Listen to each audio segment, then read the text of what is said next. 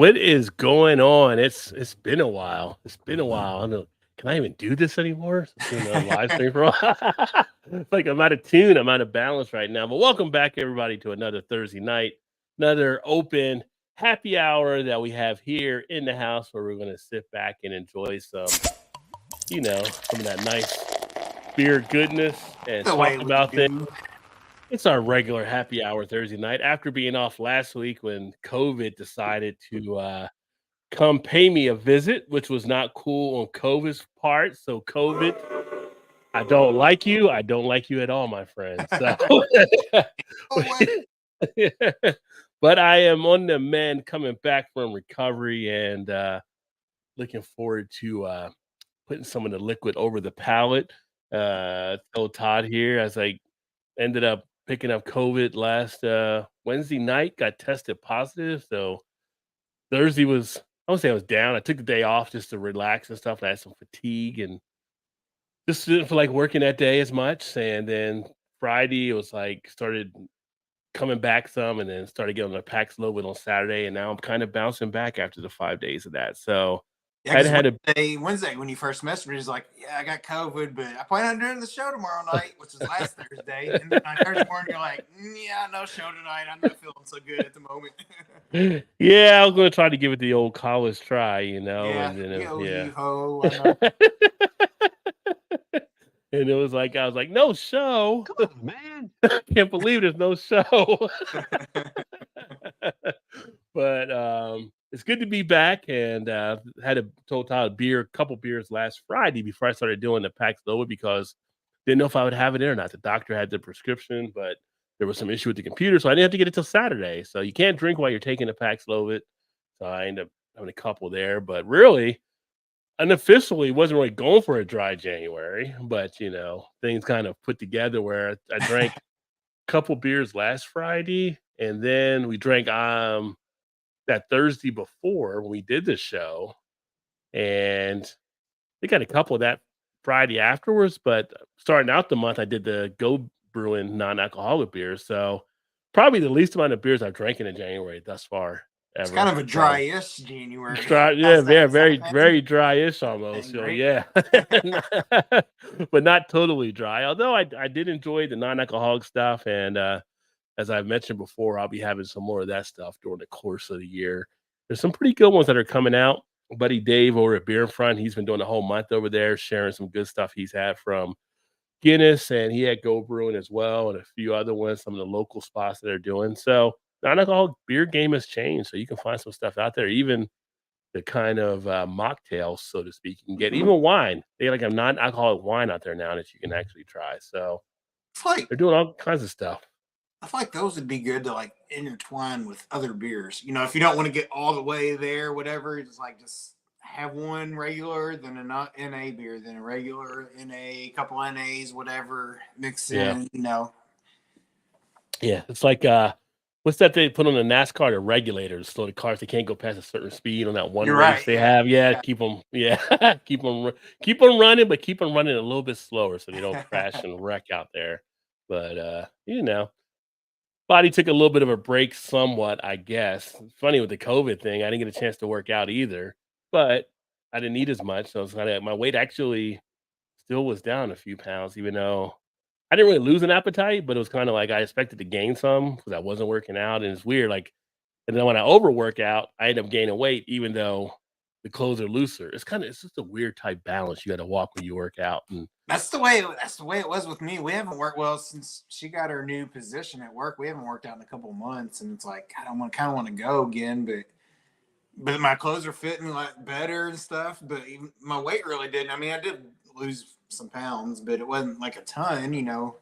But I feel like everything was like, dang, man, I didn't fit in these even when I was in middle school. Well, that's a funny thing, like doing the research and working out and doing stuff. And from when I used to work out back in the day and go to the gym a lot more and lift and all that kind of stuff, it's weird. It's like a fine line where you can actually overwork out, where it's kind of funny to say, but it's almost counterproductive. Where Yeah, you end up slowing down your body metabolism and stuff, so you don't end up dropping the way you want to drop or whatever, or you end up right.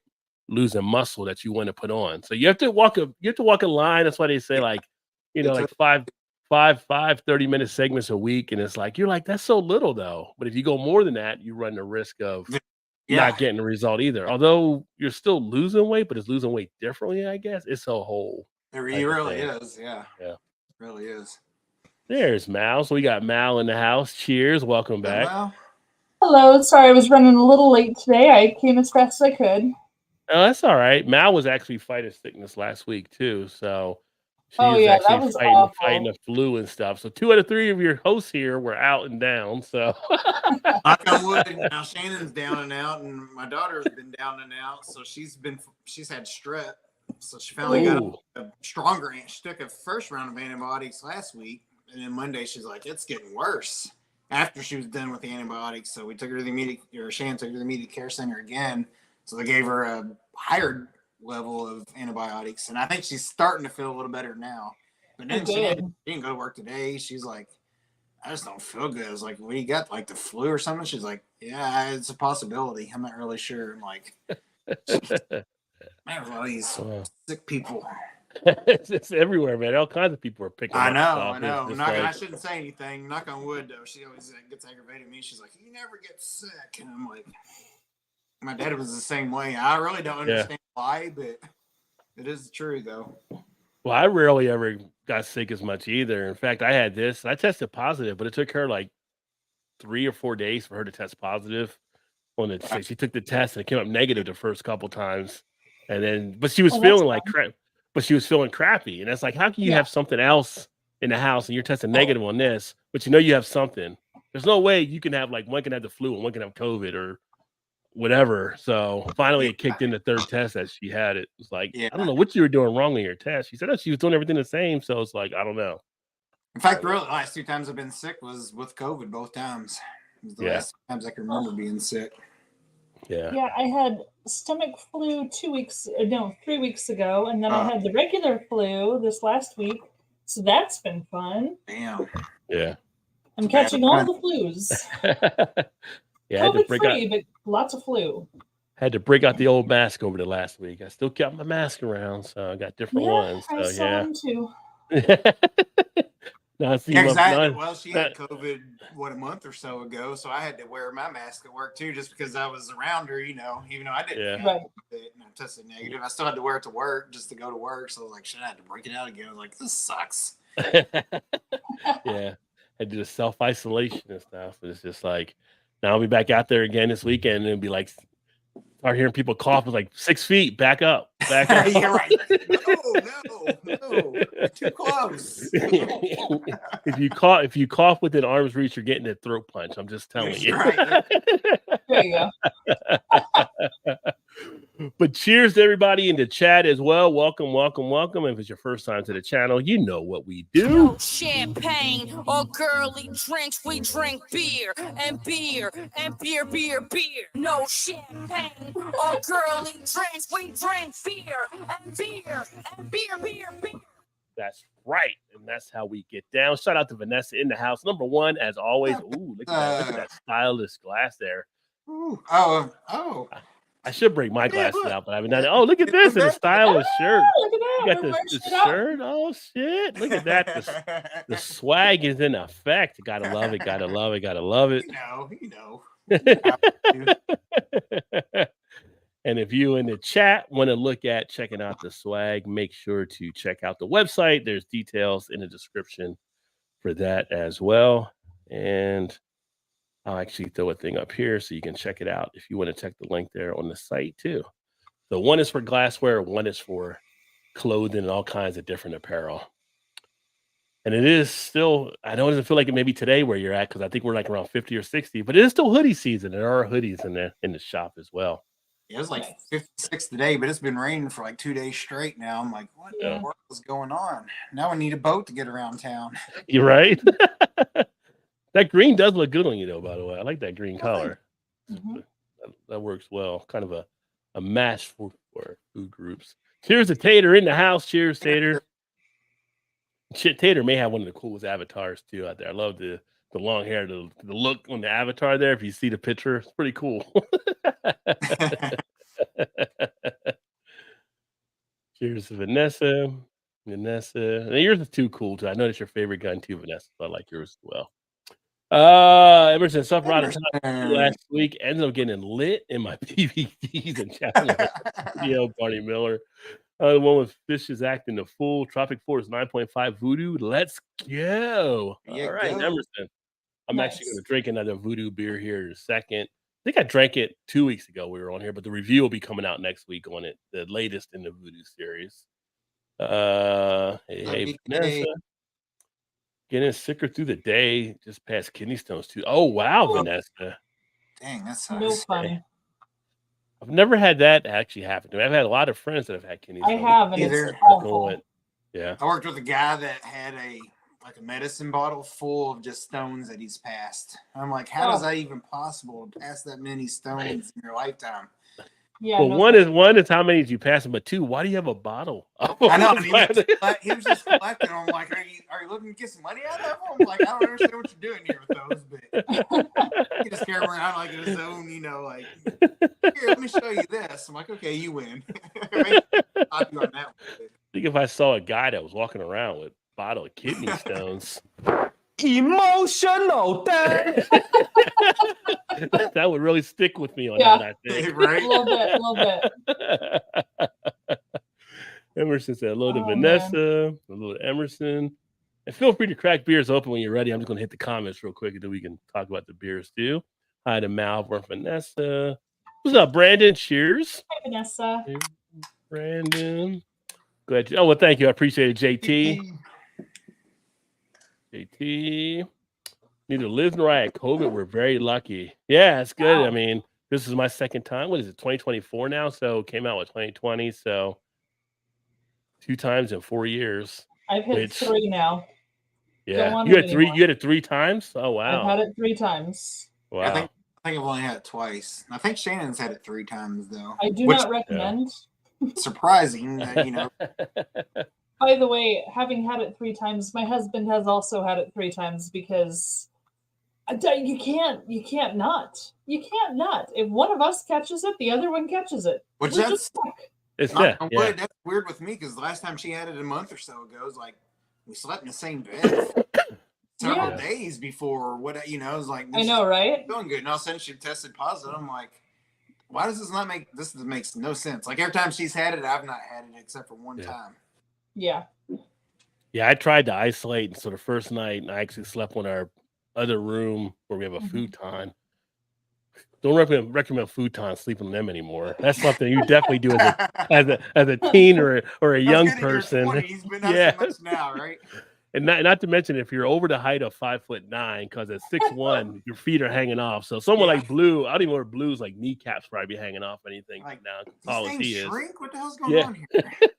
Yeah, Blue's like 6'4", 6'5". He's really tall. Yeah, it is like, and it was when you down, you put it down flat. Even though you can lay it down flat, you can't lay on the flat because there's like a thing in the back of it that holds the back part up. So it's like so you only got half of that space anyway. And then the next night, I actually slept on a couch, which is a little bit better. But then when she ended up picking up, she's like, "Oh, you can sleep in the bed now since we both got it or whatever." Like she was hating the self-isolation stuff, but but it was just like But futons.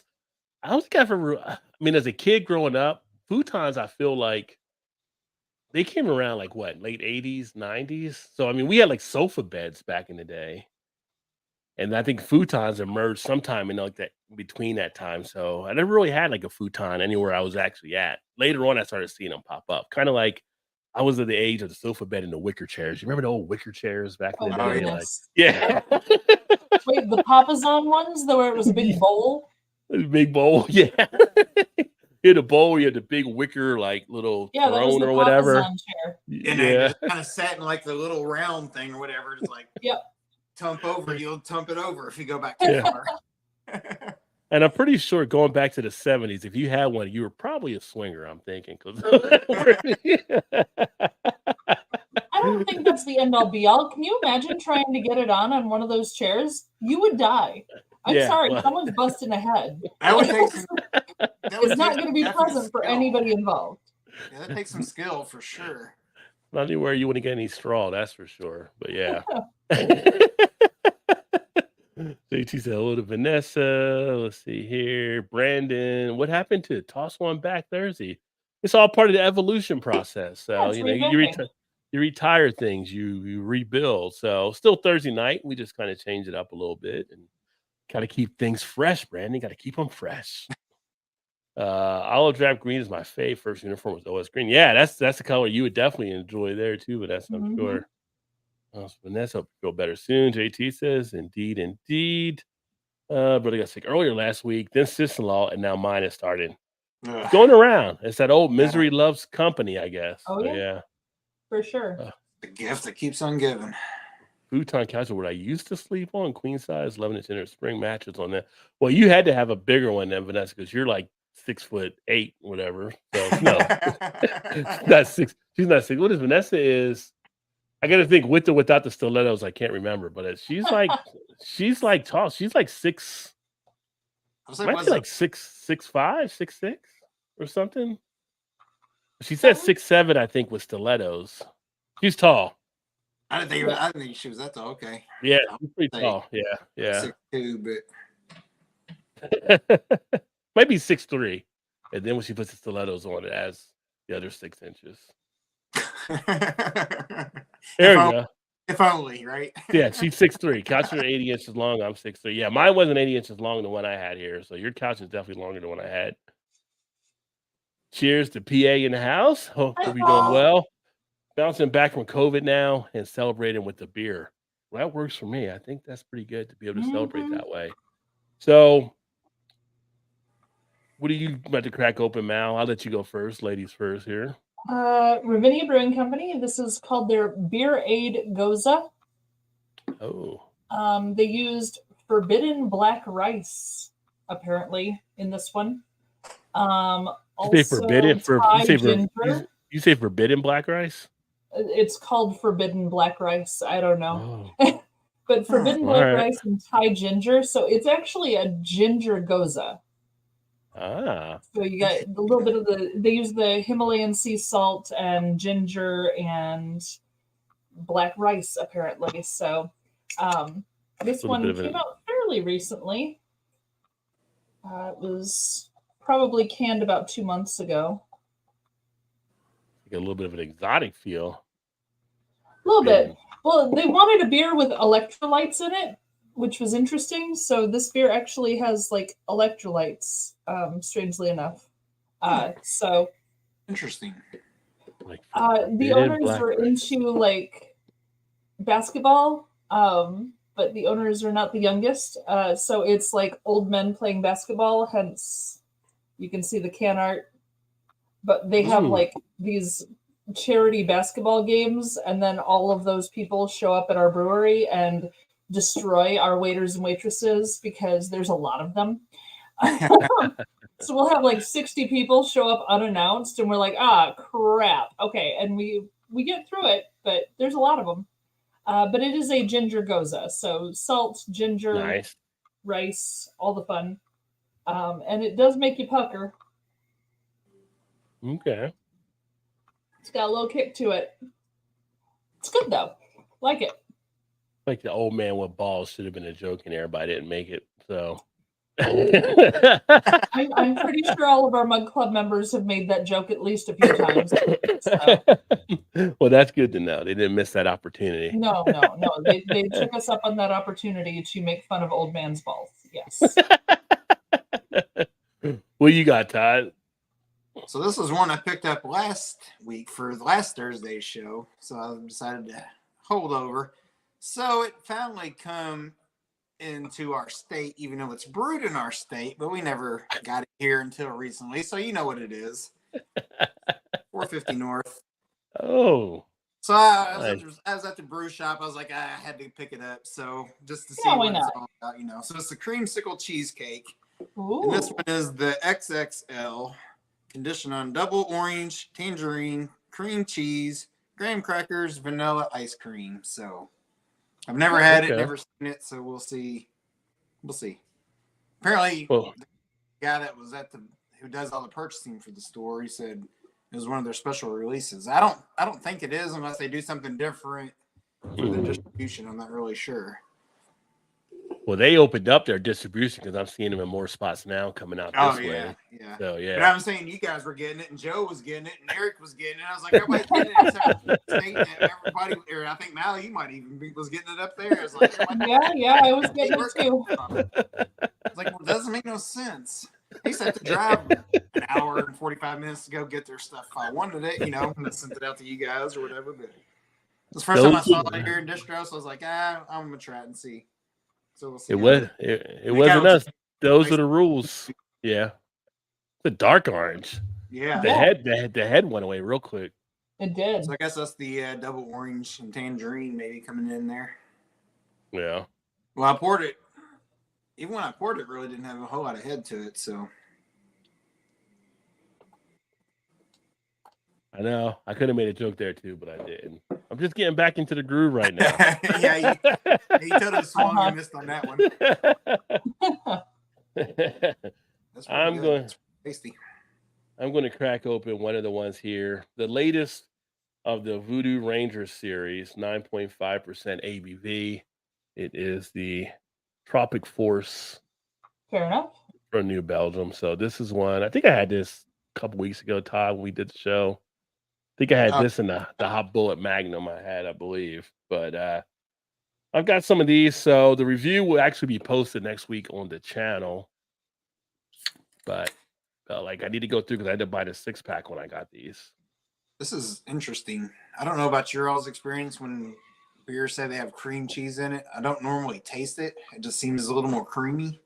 I can actually taste some cream cheese in this one. Oh, got some creaminess. It's pretty good though. Nice. Get a little bit of everything actually. Just kind of odd. Nice pineapple in the nose, mango. Definitely a tropical sensation. It almost has like it's almost like when you were a kid, and at least me and my friends used to do this. We used to go to 7-Eleven and you get a soda, and you would mix the flavors. Suicide. So it's suicide. So it's got like a Mountain Dew base, but then it has like you put orange soda in there as well, and maybe Sprite. Like you did a little rundown of the line. So it's kind of got like a feeling of that.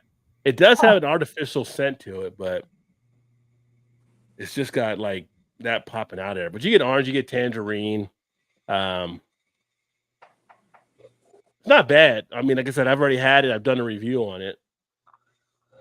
I will say it's not my favorite from the series. So just as a precaution there, I think it. Gotcha. I don't know if they're to a point where they're starting to mail in things. They've done so many different voodoo beers, but this one I felt like, little. It's kind of got an over sweetness to it, the artificial type play to it. Not terrible, but just like Emerson was saying, the juicy haze. I drink that from time to time still. This one is definitely less of a quality than that one there. So it's all right. It's not great. It's not terrible, but like they say back in the day, it's all right. It's all right. Yeah, it's all right. I mean, not 9.5. I mean, it beats getting one of the malt liquor ones, right? So there you go. Right. Kind of like the Three Floyds version of Black is Beautiful beer, where they're like, "Yeah, we're just gonna mail it in and just put a label on the can, and we're gonna call it an oatmeal stout, even though it was far from that." Like, okay, you do you can do whatever you want, I guess. But Three Floyds.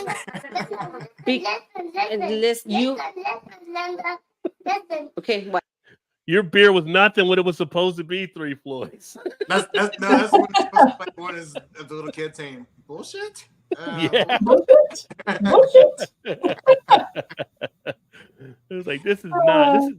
This is a black IPA. What are you doing over say. here? Like, it's not an oatmeal IPA, stout. I can get behind that. Oatmeal stout? I don't think so. Yeah. Like that was the happiest oatmeal stout I've ever had for sure. Yeah. I expected better from Three Floyds on that. Although Three Floyds is putting a bunch of stuff out there right now, I'm seeing. Plus, they just had Dark Lord Day, I guess. So yeah, and they brought back some favors for it too. So I wanted to go one day to that because I hear that's just the biggest drunk fest you'd ever want to go to. Yeah, I've heard good things. Never been, but I've heard good things. Yeah, I mean, same here. But I hear it's the biggest bottle share that you'd ever want to go to. Yeah. Yeah. Yeah, I heard you made to step over people from time to time, but that's all right. That's a sign of a good party. Mm-hmm. Let me see here. Was it last weekend? Maybe. Might have been last weekend or either last weekend or upcoming. There was a lot of stuff I saw on Facebook, so if it happened already, it was probably it might last have been. weekend. Yeah, it might be next weekend coming or not. Either this weekend coming up or the following weekend, maybe. Yeah, it's coming up soon. Which I did see. I did get the Cincinnati Beer Fest for Saturday. I did. I got the last chance reminder. Yeah, I got the email also. I was like, oh, you're killing me, Smalls. You're killing me. So is that this weekend? It's coming? I think it said the 27th. So okay, it's gonna be crazy. That's always a good one too. That's for those of you that don't know, Cincinnati, when they do the Cincinnati Beer Fest, and Todd's been to it obviously a couple times here. It's huge. It's huge. It's basically you have like 250 different breweries, 200 to 250, but you end up with over 500 beers that they have available there. And so you have to choose wisely on what you're doing, but not to mention just beers. The last time we went, which actually was right before COVID, literally like the weekend before COVID hit is when they had it, and we went. That's right. And they added liquor to it. So now you have like some distillers type stuff there, and you have like the Southern Tier little cocktail type things they do, and some other things that it's just like, I wouldn't want to be like coming out like a policeman after that, like dealing with all drunk people that come out there, like people in the street of Cincinnati, like woo, like yelling and screaming. It's just like a crazy. Then people, they're like, you get the burger spot stuff after, and people are just drunk, like ordering. It's just it's a happy mess. But I wouldn't want to deal with it if I was like an administrator to it. The first time I went was when you and I worked it. Yeah, that was the first time I'd been there, and then the one you're talking about in 2000. Shannon and I went, and I think we just went. We just went. We didn't even work for that one. Yeah. Yeah. Me and Shannon and you and Eric came down, and we went to that one. And nice. Woo-wee. Yeah. The funny thing is good time though. I had done it so many times, like volunteering. So funny. So when we went with like Todd, and I got people coming up to me like, "Hey, I remember you like want to train me how to do beer over here before, like a few years ago." And I'm like, they remember me more than I remember some of them, but it was kind of cool that people were like, "You were the one that taught me how to pour beer and blah blah blah and stuff." So it was kind of funny. But that's what you go to a beer fest. It's always good to go if you can volunteer and work and you want to get that experience. That's a great way to do it. But then you make some great connection stuff there too. Then when you go, it's like I like to go both ways, like to see from being a buying person we've heard that about and you. from working it. See, I was trying to put it a different way to actually put there. Sorry. You were quick on the draw on that one. You set yourself up. There you go. Smacked it out of the yard on that one. Yes, you like to go both ways. We all know. It's okay. I would like to thank the many fans throughout this country. I admit I don't look like the athlete of the day supposed to look.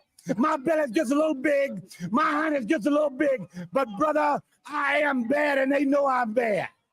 I want you at home to know my hand is touching your hand for this gathering of the biggest body of people in this country, in this universe, all over the world now, reaching out because the love that was given me, and this time I will repay you now. Love you. So there you go. So there you go on that. There you go. We've all been schooled. Some of my inner Dusty on that one. Yeah. that was long inner Dusty there. Emerson, to explain toss one back implies enjoy one beer. Happy hour employees drink your face loose and pick a fist fight with your boss. It's very true, Emerson. Very true. Yep. That may or may have not happened. We don't know. Could have. Yep. It could have. Like I dare you. Cross the slide, I dare you. It's like, you say one never happens. No one ever says, you say go get one beer. One never happens to be just one. It's just like if someone says go one beer, you should just go in and think it's going to be 2 or 3. If someone says let's look at a couple of beers, you want to think 4 to 6. Someone says a few beers, you're probably going 9 to 12. It's like you got to just know where the line where it fits in those numbers. The numbers aren't an exact number. If somebody says let's just have one beer and that's all you have is one beer, then you're like, what just happened? Like that means the get together was not with right. There was wanted to hang out with. That, yes. That means that you chose the wrong people. You went and you had your one. You all split ways, and you went to another bar where you like people and you had more. That's what that means. can honestly say I don't think I've ever said let's just have a beer and just had a beer. I've managed it 2 times. Have 2 you? times I've managed it. Only twice ever. I mean, it goes back. I said it a few times, but I don't think it's ever happened. It's like the potato chip rule. You can't just have one potato chip. Right. So you're just not even going into it. Lake Michigan hydrodiox filtered by Bria. Okay. Bria filter, so he's having a water. That's Brita. Is it? He wrote Bria. Yeah. Brita filter is for water. I don't know what Bria is. Maybe it's a typo, or maybe it's Italian. I don't know. Fragile. Fragile. Yes. Great minds think alike. Right? See, drinking water here too. So everybody's drinking water. So there you go. You guys, come on. Wait a minute, too much chlorine bite for me. Get the chlorine out. He's filtered it, just like beer. What's up, Ray? It's in the house, I think. I think it's Ray. Alkanauts. Usually it's Ray that chimes in. Either or, yeah. Cheers. Hey, Vanessa. Just grabbed a juicy have beer hug out of the fridge. I think it's hazy beer hug. Oh, okay. Well, I'm reading them the right way they're typing them, so it's just you're catching them. Oh, juicy haze. Sorry.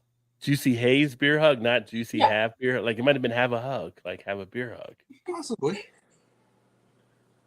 The grammar police. A juicy haze beer hug. I can't type. Well, you know Mal was a teacher, right? So she's gonna catch. That's what I said. Yeah. Hey, more than that, I'm a beer drinker. I knew the juicy haze. Brew, what's up? Cheers, Brew here. Hey, cheers, Brew. my friend. Were you one of those teachers? Like you taught music. You didn't teach anything else besides music, right? I taught music. I taught art. I taught PE. Okay, but not the way they had to read or anything like that and everything. Well, I mean, you got to read music, I guess. But it was not like English where they can't understand a word and you say we go look up in the dictionary. Well, I hated teachers. I hated teachers that did that. Like, if you can't spell it now, how are you going to find it in the dictionary? Never made any sense. Well, I had my students singing in like 30 plus languages, so we had to look things up a lot. So yeah. But you told them how to spell it if they were looking for something, probably. Well, they had the word in front of them. They just didn't know what the word meant. Okay, what they had the word there, so they could actually look it up. But if you know what it's like in school, some teachers, if you didn't know, and like spelling, and they're like, and they're like, well, go look up in the dictionary. How do kids find out where you're going to go in the dictionary if you don't know how to spell it to start off? You're right. Because it's done alphabetically, so you got to know where the letters are to even look to see the words. So, well, generally, you can figure out what it starts with. That's the easy part, is figuring out what the word starts with. It's all the middle letters that you have to be concerned about. Have you seen some of the states we have in this country? There's some that can't spell the beginning of words the right way. Well, yeah. Well, you have words that could start with a different letter and they sound the same. Yeah. Some don't get the silent letters either, so it can be tough. I'm just saying. Well, yeah, I mean, Beers for Breakfast, Facts for Snacks signed in, and he said his name was Brew, and his name's Drew. So, yeah. Yeah, but Brew's his nickname. That's why he goes by Brew. So he's always Brew. Yeah, he's always Brew. But yeah.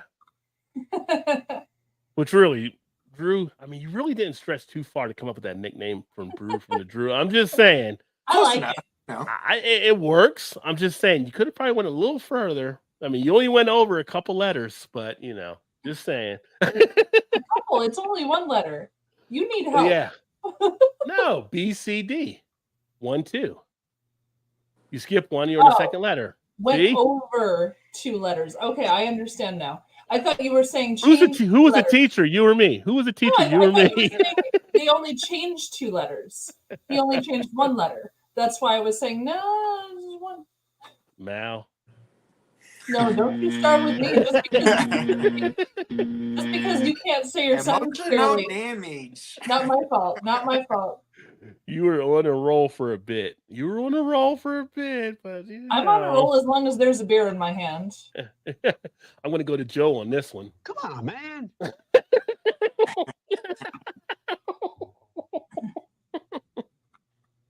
Oh, yes, it is Ray in the house. Awesome. Hey Ray, LOL. So yeah, you're getting a kick out of that one. But yeah, so New Belgium, Voodoo Ranger, Tropic Forest. It does get better as it warms up. If you like pineapple, you like orange, you like tangerine, you like a little bit of a mango, a little bit of papaya. You might like this one. It's an easy drinker for 9.5. Yeah. So, but a lot of people like to attack New Belgium. I've seen recently too. So, just because a lot of people like to attack New Belgium because they're not like as fully crafted as they used to be. Oh yeah. Yeah, and it's just like yeah. They had some better stuff back in the day. They did have some of the other stuff they were doing, but times change, But it's As still long as they got Dragon's Milk Stroopwafel, I'm happy. Wait, no, that's New Holland. Not New Belgium. That's New Holland. Yeah. I'm mixing them up. But New Belgium's one of those, like, if you go to a restaurant or something, because you can get them a lot of, wide variety of places. So it's like, kind of a good introductory, probably a step above introductory, but, Yeah. Oh, they got the history out of Colorado for everything they did. And so with them kind of. I mean, they're kind of a sort of an OG in the industry, I guess you could say. Yeah. And with them doing now, probably, if I had to think about their Voodoo series, it's probably like 40% of their stuff is probably towards that direction now, at least. Yeah. And you don't get like some of the old stuff they did with the white label and right. some of the more specialty type brews they used to do. So that's why some people just aren't as big into them. But they're running into market the way they need to run it, I guess. Any funk at all? It's got a little bit of a kind of a funk type feel to it, but it's not like some of the some of the sours you might get. It doesn't really have that much of a sour note to it. It's definitely more sweeter. Got a little melony type feel to it as well. So I said there's no problem drinking it. I'm knocking it out with no problem. It's got a little bit of a nice ripeness in the taste, but yeah. But again, it's just versus the other stuff I've had in the series. This one is definitely down there a little bit. So here in Baltimore, obviously, AFC Championship weekend. Ravens are in. People going crazy. People going nuts. Just like they're going to get this year. Blah, blah, blah. It's going to be got the Chiefs coming to town. And what do you have when you have the Chiefs coming to town? Taylor Mania. Freaking, I'm sure it's going to get crazy this weekend. So I'm kind of curious to see what's going to happen because I don't know if she's going to be here or not. Chances are, if she's free, she will be, which means now we got to deal with the Swifties probably coming to town. I'm sure she'll be there. Which will probably be all over the place. So it'll be interesting to see how crazy it gets here. I mean, if you go by the logo, conspiracy theorists, it's going to be the Ravens against the Lions? No. The the Niners? 49ers. The Niners. Oh, really? The Ravens. Because it's purple and red. And they said the last three Super Bowls, the colors of the logo has been the teams that were playing in it. So now there's a big conspiracy theorist because at the beginning of the year it wasn't that color; it was a different logo, and now it's now in the last several months it's changed to purple and red. I was going to say because the Chiefs got red, but there'd be no purple on the Niners, I guess. Well, no, but you got the Ravens. Well, the purple would be the Ravens, right? Yeah, but the Ravens played the Chiefs, so if the Chiefs beat them, the Chiefs will still have red. Oh, well, then that goes out the window. That's what I'm saying. Let it be the Ravens and the Niners in the Super Bowl. You go by the conspiracy theorists of the logo colors. I mean, shouldn't everybody be rooting for the Lions? So just to see the Lions. I mean, I hope the Lions. For me personally, yes. Just to get that monkey off their back.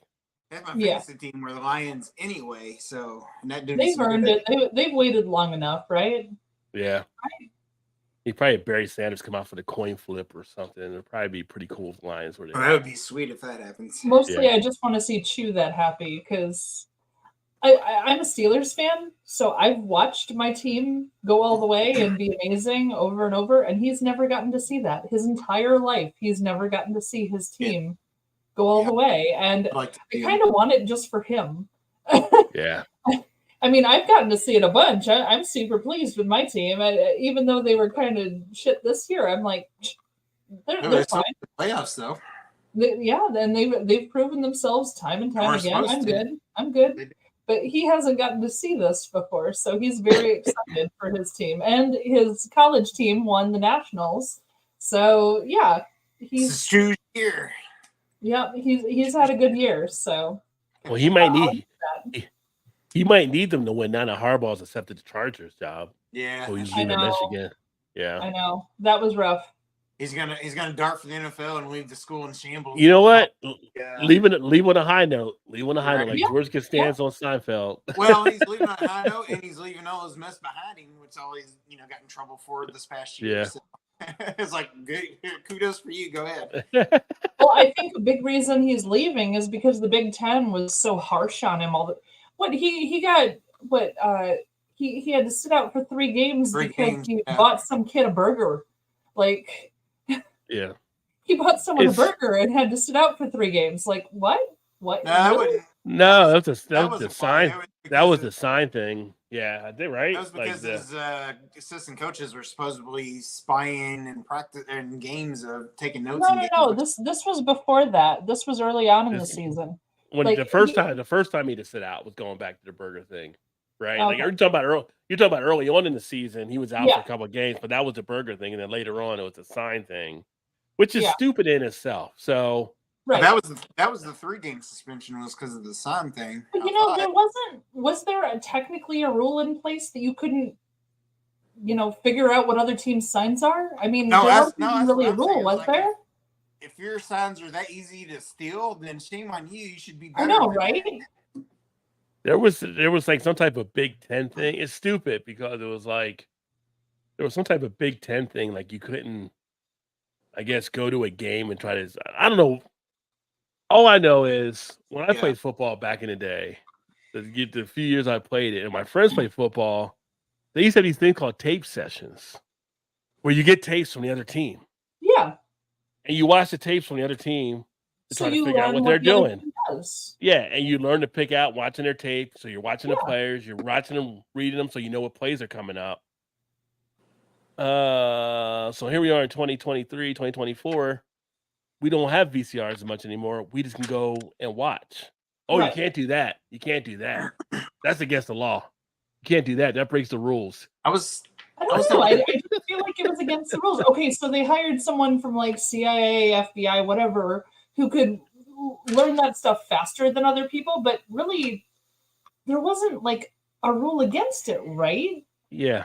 Was there I don't think there was a written rule, like a gentleman type thing. It's like blackjack in a casino. You're not supposed.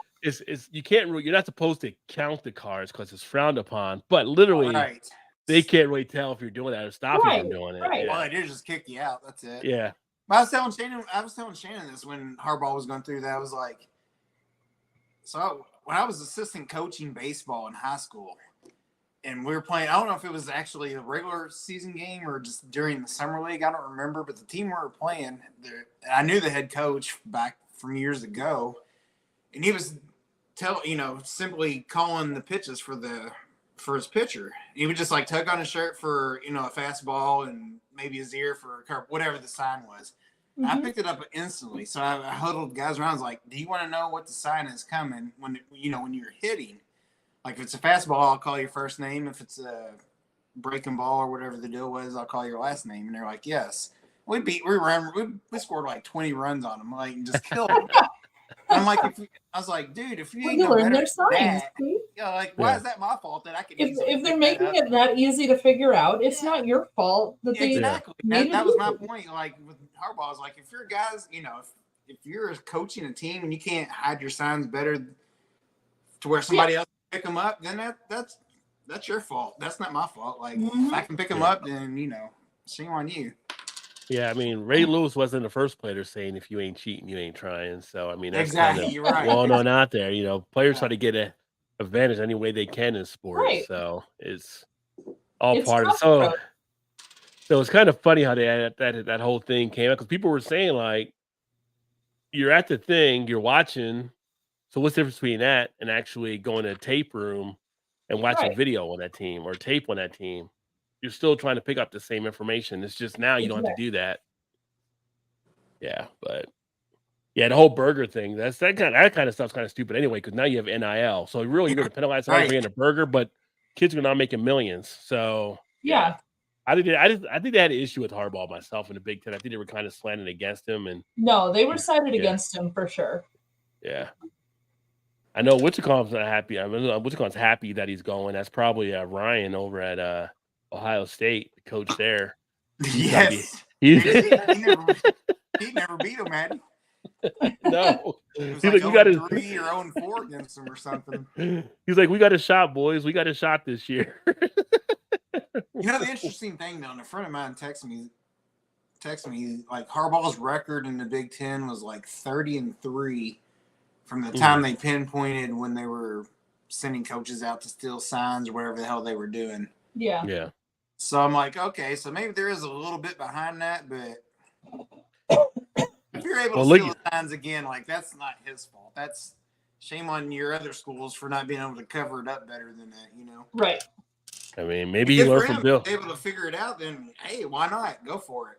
Maybe he learned from Bill Belichick. I'm just saying, you know, Spygate brought some Super Bowls to New England, and after it was exposed, he didn't have as much of a run like he did previously. So, or without Tom Brady, he's been pretty much garbage without Tom Brady. Yeah, he became the Cleveland Browns old coach again. So yes, he did. People don't remember those years. He was terrible in Cleveland before going to New England and before Tom Brady fell into his lap. You know my cousin Pat that used to play Call of Duty with us. So he's a huge Patriot fan, but he's a huge Belichick fan. I'm like, he was garbage at Cleveland. He's like, no, he wasn't. I was like, no, he was terrible. Then he went to New England. He wasn't great as starting until Brady started playing. I'm like, then he became this genius of a coach. Yeah. Brady quit, won the Super Bowl with Tampa, and then all of a sudden he's not been in the playoffs since. I'm like, okay, so tell me Belichick is great again. Why? I think that's why Brady went to Tampa to prove it. Hey, it was me. It was me. Well, it wasn't Bill. It was me. And Belichick ran him out of town, I believe. Yeah. Well, I'm aware that a single person can have a lot of influence over how a team does for a year. However, it still depends on the team too. Honestly, if you're a great coach and the players coming in are shit, you ain't gonna have a good team. Exactly. Like it's the magic that happens when the good players and the good management come together. That's the magic. That's when you get these exciting moments for these fans. But you got to have both. You can't just throw a great coach into a shit team. It's not like some, feel-good movie, Friday Night Lights style. It's not that. No, life doesn't work that way. You need Belichick's time in Cleveland. Okay, they probably did suck, but I mean, you're just talking a couple of years after Brady left, and they've been terrible ever since. I'm like, that doesn't. And Brady never really had, like, except for the year he had Moss, really. Yeah, he never really top had receivers. I mean, he had Gronk. He had Gronk that came in, but before Gronk, he was still able to win when he had, like, players that weren't wide receiver ones on other teams. So he was able to make them better players. I used to tell him all the time, it's like, he can't throw it farther than 10 yards because he always had the little white dude that ran into the drags across the field and he'd just dump it off and they'd run for 40 yards. I'm like, and Amendola would kill me in fantasy leagues doing that shit. And he'd hate when I'd say that. I'd just say it just I hate when someone going to get somebody in fantasy and they got Amendola, like, son of a bitch. little Speedy Gonzalez. And who was that before him, actually? Wes Welker. Yeah, Welker. Yeah. They had like a string of just little bitty white dudes that just ran the slot and just crossing paths every single time. Like, okay. I was like, they should have been the Smurfs with those little fellas running around. That little crew they had. Like, where is he going with all that? See, Ray said that Goose Island has a bit of the old orange funk. Oh, so you got the Goose Island. Oh. Because I've had one of their bear ones when I was in Florida, which was actually pretty decent, but it wasn't the one that you actually have there. Yeah, the Juicy Haze Beer Hug. Or Bear Hug. Yeah. Isn't it too cold for baseball? Yeah. He's from Canada. What is he talking about? Too cold? Yeah, right. What's up, Big Daddy? Oh, he's got a hopping frog, peanut butter, caramel, chocolate cake style. Oh, I do miss some I miss some hopping frog.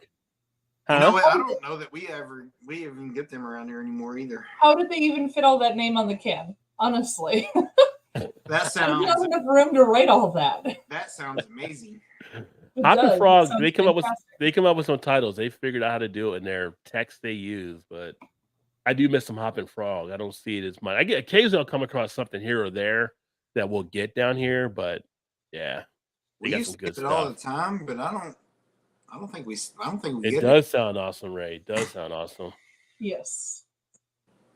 What also sounds awesome is for me to get another beer here. So Uh-oh. Uh-oh. Oh, you're under an hour. Are you sure? That's what I was just thinking too. what's the hour gonna do anything? Well, since you switched it to 3 hours for the show, I try to have 3 beers, 1 per hour. You're ahead of time. It's only 53, so you got 7 more minutes. You should wait. Well, you can move at your own pace. I'm not holding anybody back. I'm teasing Amateur- you. I'm teasing amateur you. grind. Honestly, I'm pretty close to being done I too. was gonna So. say, everybody take 5 and grab another beer. If you feel the need for speed, go for it. Yes, there is. Plain and simple. I mean, I wake up in the morning, I piss excellence. I mean, that's how I roll. So Uh-huh. don't wait on me. Don't wait on me. I'll be right back. Oh man.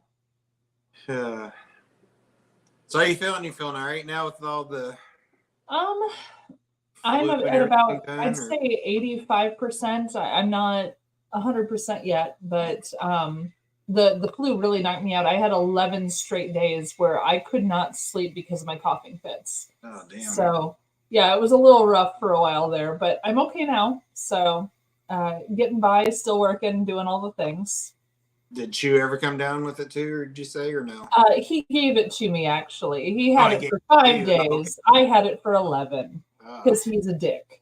So It's the gift that keeps on giving. his Oh, immune poor system is a lot Chew. stronger than mine. So when he gets sick, it's for much shorter periods of time. Actually, with COVID, all 3 times that we've both had COVID, he would have it for half the amount of time that I did.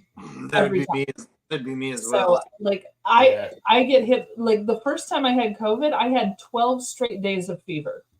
Damn. And so in and Ooh. out of fever. So I was like hallucinating, like that level fever. It was really bad. So, and he had like 4 days and he had a bit of a cough and he was fine. I'm like, God damn it, fuck you. You asshole with your healthy immune system. Oh my gosh. And the last time I had COVID, we were on vacation up in Michigan. I didn't even know. I knew I just didn't feel right. I didn't feel bad and still did everything that we were doing, but I was like, didn't feel good. I felt So okay. with this flu, Worn down, yeah. with this flu, day 5 was the apex for him. And day 6, he was almost better. And day 7, he was totally better. Oh wow. I started feeling the symptoms on his day 5. So I started on his day 5, and it wasn't until day 10 that I was like hit the top of the worst. Down. And then it came down slowly after that. But like it effed me up, I'll say. That sucks. So yeah. I'm sick twice as long whenever I have the same thing as him. So his immune system is pretty solid. He claims it's because he keeps licking handrails on the subway and stuff, which I suppose would do it over time, but gross.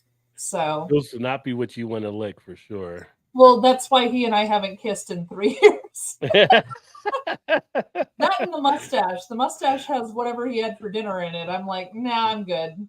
I'm good. Don't know where those lips have been, mister. Yep. So I'm going to drink one of the hot bullets here. And it's going to be Nice. the Magnum edition. So,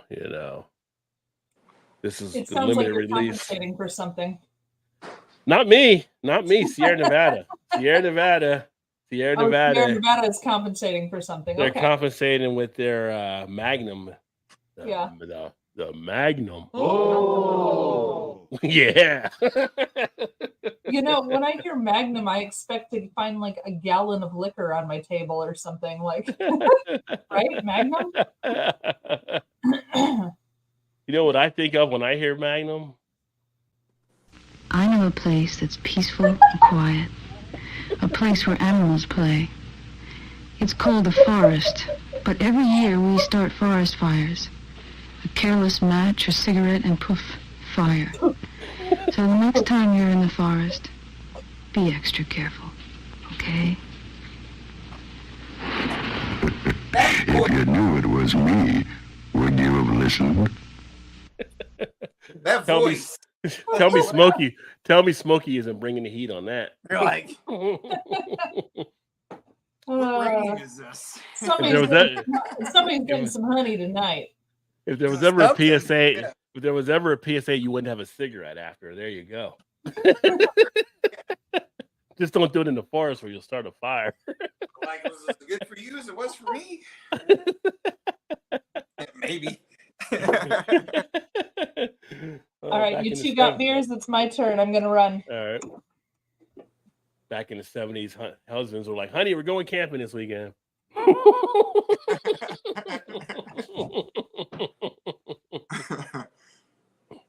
Oh, what did you end up grabbing? Hang on, let me plug me in here. Oh, you got to plug himself in, folks. Got to plug me in. So I grabbed this one. This one also picked up last week. This one is Woodworks Brewing Company French Toast Stout, and I'm afraid this might be too sweet, but I don't know. It's with maple syrup, cinnamon, and vanilla. Oh. He said, who's the brewer? Was it Weldworks? Weldworks, yep. Well, Weldworks is known for some good stuff, so you might be pleasantly pleased there. Yeah, that's what I'm hoping. Yeah. What's it called? Southern Tier at the French Toast went out too. I haven't picked it up though. It doesn't say pastry stout, so I'm hoping that it's not. Like most pastries are usually sweet. Yeah. On the end of sweetness. So let's see. Yeah, what's the ABV on this one? I can't ever find them half the time. Yeah, Ray, those handrails I don't touch them. I wouldn't touch them at all just to touch them anyway. They're not good. 7.4% ABV. So it's not too bad. So I think the one for Southern Tier might be like 8% on there, but it's part of their Blackwater series they came out with.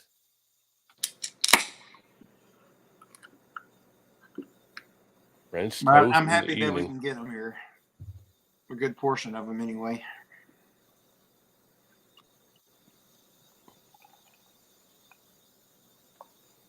Pour that beer.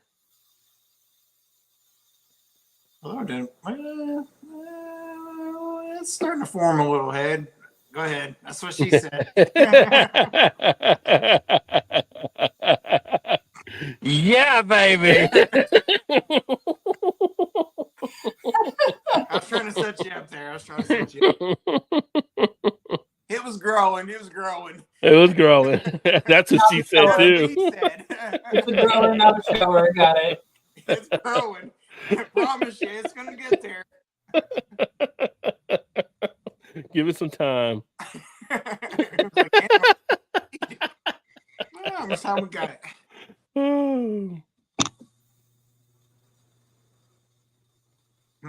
Yeah, it smells straight like maple syrup for sure. Now I'm kind of thinking it's gonna be sweet. Oh yeah, pastry stout sweet. Definitely smells like just walking into the kitchen during breakfast time. Like the kind of sausage on there. Sausage going, links, and the maple syrup, and nice. I kind of want to just like scramble some eggs and eat with it. Get out the Blackstone.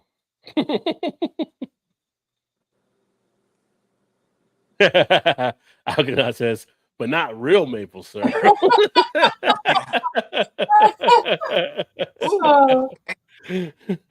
Damn you, Ray. The smell is definitely sweet. The taste, not as much. I like it. That's pretty good. So it's toned down then. Yes. Yeah, which is great because I was kind of hesitant to pull it out. I was like, I don't know if I want something that sweet or not. Just thinking the name of it, but no, it's not at all. It's pretty good. You definitely get that, whatever the other flavoring is or other ales or whatever, however they label it on there. Kind of get that a little bit to it. Mm-hmm. Definitely get the maple syrup in it for sure. Cinnamon, not so much. Vanilla, a little bit, but it's pretty tasty though. Definitely definitely French toast for sure with the syrup or maple syrup. Like I said, it's probably the generic maple syrup, but you know. I mean, it could be refined cane sugar, right? I mean, you know. I mean, I guess. Doesn't say. At least not that I can tell anyway. Yeah. Like I said, I know WellWorks, they usually do some pretty good stuff. Almost kind of has like on the very back end as it's just settling down, it almost has kind of a hint of coffee to it. Oh yeah? Which is kind of nice. That goes along with like the syrup French toast type vibe to it. It's kind of weird, but it's nice. I like it. It's pretty good. Nice. It doesn't say nothing about coffee, but it kind of get a little of that hint. Maybe that's the from the malt. cocoa nibs or the malt or something maybe in it. Pretty tasty. Was there a big syrup heist in 2019? I hadn't heard about a big syrup heist of 2019. I mean, I might have all went to Shane's house, actually. So you might want to check him out. He'd be my first suspect. Check in with Shane. He might right, for sure, yes. Good call there. I wouldn't be surprised if he had all of it. Yeah. Syrup? I know nothing about no syrup. So what did you grab, Mal? I grabbed something slightly out of season, and I'm okay with that. But it is, so this was Brewer's Triangle. It's Ravinia, Metropolitan, and Maplewood all working together on one beer. This is actually our pumpkin alt beer. Oh. So I know I'm kind of blast from the pasting with the pumpkin beer, but I wanted a pumpkin beer, and I had one. So I was like, screw it. So nobody wants a pumpkin beer. Well, I love an alt beer in general, so to have one that's pumpkin as well, I'm good. Yeah. I like alt beer. Yeah. Okay. Got a good color on it. So cinnamon maple, all the works, and it's just a pretty nice classic. Got maple all over. Huh? More maple. We got maple all over. Mm-hmm. Your new Def Leppard song, Pour Some Maple on Me. What?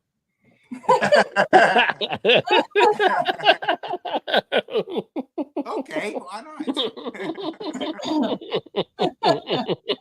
Nice. Oh God, that would be a terrible. I say that I think of Shane again. Like that'd be a terrible Shane video. Don't give him an idea. He'll do something off of that. Mm-hmm. Nobody wants to see Dane just soaking himself in maple. Nobody wants to see that.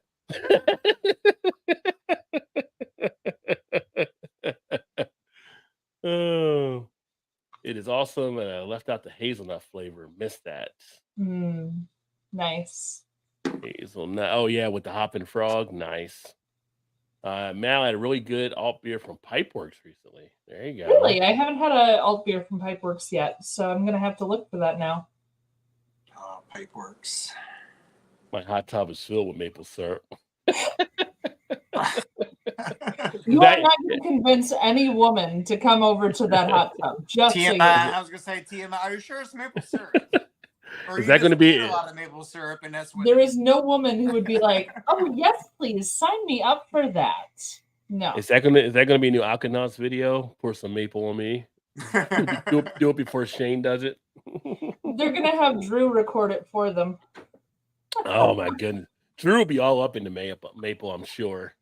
No American women. Okay, there's the possibility that there are Canadian women who would be like, hot tub of maple syrup? Yes, please. I can say for me, that ain't happening. Canadian women love the syrup. Oh, man. You're a troublemaker, Ray. I don't know. It seems like a sticky situation to me. I felt like you tried too hard. Yeah, right.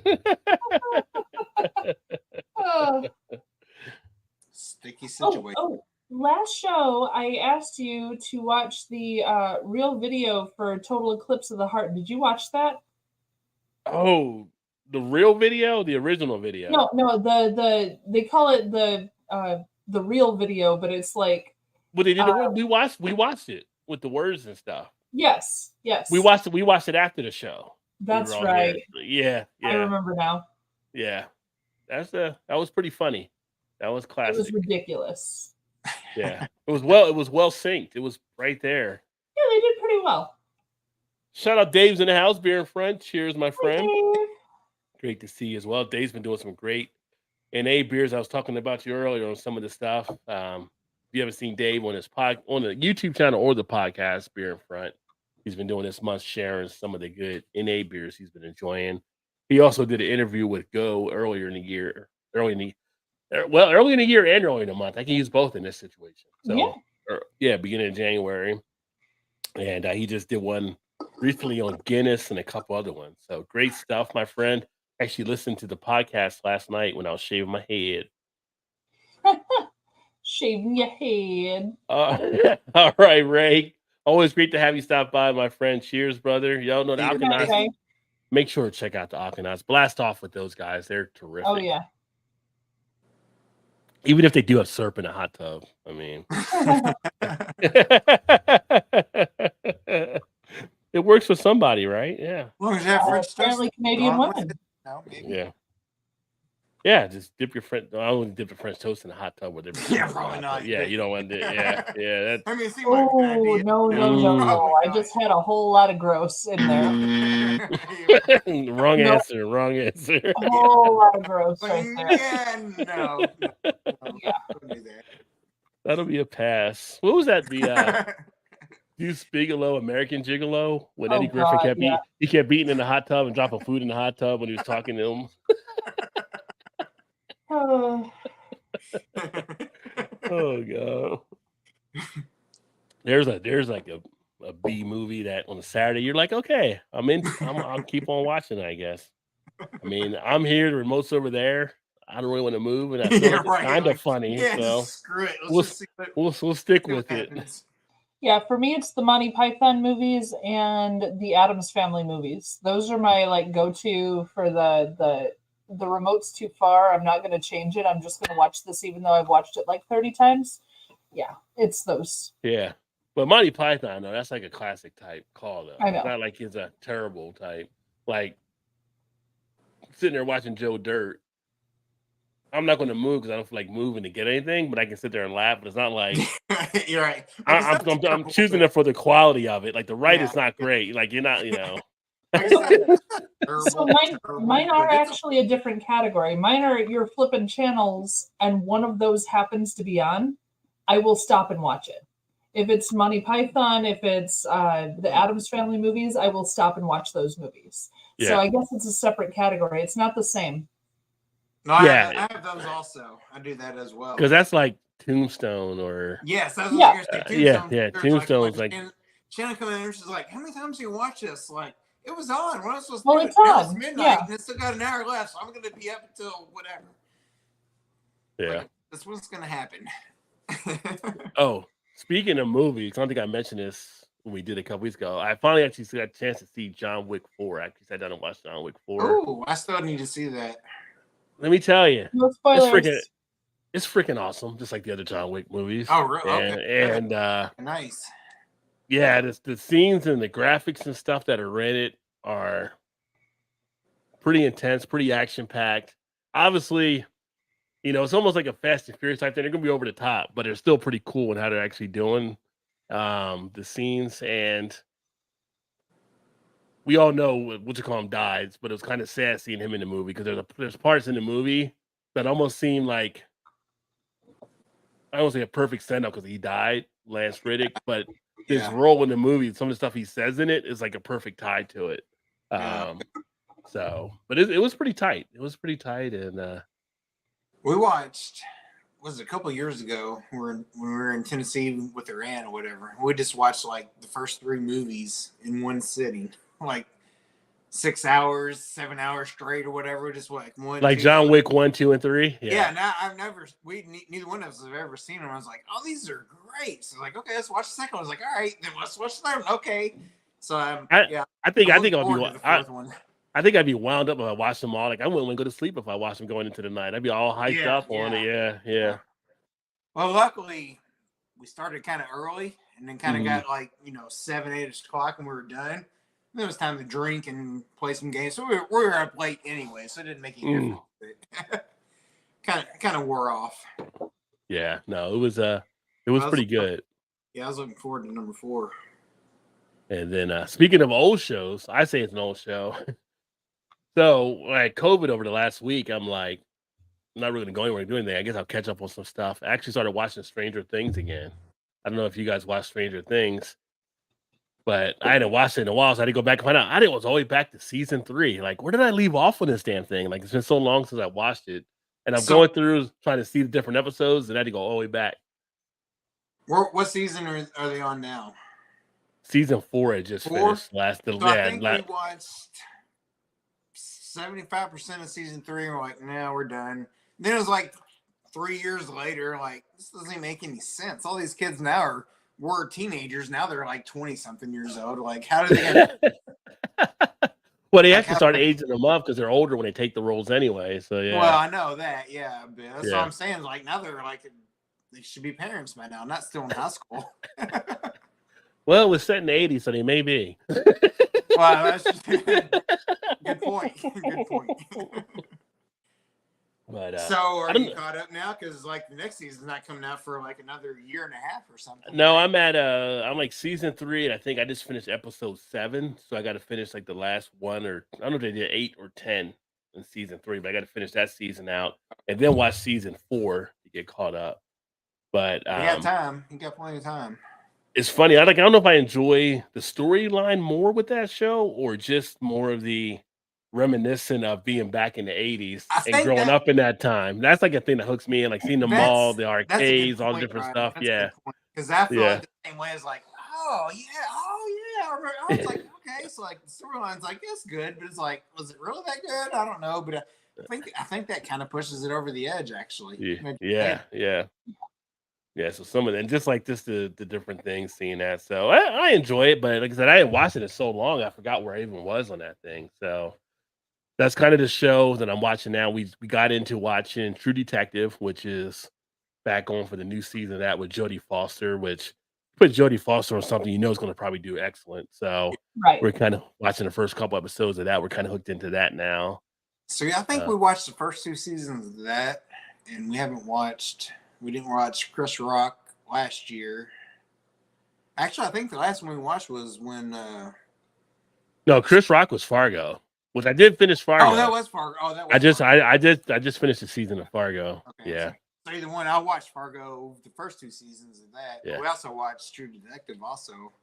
Yeah. Was it the Woody Harrelson and Matthew McConaughey was the first season. That was the first one. But who was the second one? Second was I think Colin Farrell and yes, can't remember who he was, and the third one was Mahershala Ali, which was a pretty good season. So we watched part of that one, and that was and we didn't watch all. And this one is pretty intense with some of the writing. This one they related back as being as good as the first season, which we're only a couple episodes in. Let's not get ahead of ourselves. I mean, it's pretty intense. You got Jodie Foster, so we got some good talent here, but that first season was off the hook with Matthew McConaughey and Woody Harrelson. Vince Vaughn. Vince Vaughn was in. Vince Vaughn, yeah. He was in the second one, right? Yeah. With Colin Farrell. Yeah. So we saw the first 2, and then the third one we got about halfway through it, and we're like, I don't know. So but the good thing with that is like you can pick it up pretty much any season and watch all of them because they really don't have nothing to do with the other one, I don't think, right? No, they're different storylines, right? Yeah. Kind of like Fargo. Yeah, like Fargo. Yeah. Yeah. So, but when I was coming down with the flu recently, I finagled my schedule to have 4 days off to try and recover. And in that 4 days, I decided to only watch Academy Award winners for Best Picture. Oh, okay. I went back through the list to the very first. Well, they won Best Production because they weren't calling it Best Picture at the time, but Best Production. 1927 Wings. It's a silent movie. And I've never had a silent movie actually make me tear up, and this one did. So yeah, that was kind of fun. And then after that, I watched. It was from 1967, In the Heat of the Night. Oh, that's the original with Sidney Poitier and So yeah, Sidney Poitier. yeah. I had never seen it before. They so call me Tibbs. They call me. Yeah, they call me Mr. Yeah, I think he won an Oscar for that role. Series off of, right? That movie. Yeah. So I they saw call me that Mr. one. Tibbs. Mm-hmm. And then so I started at 1927, and then I checked 37, 47, 57, 67, which was In the Heat of the Night.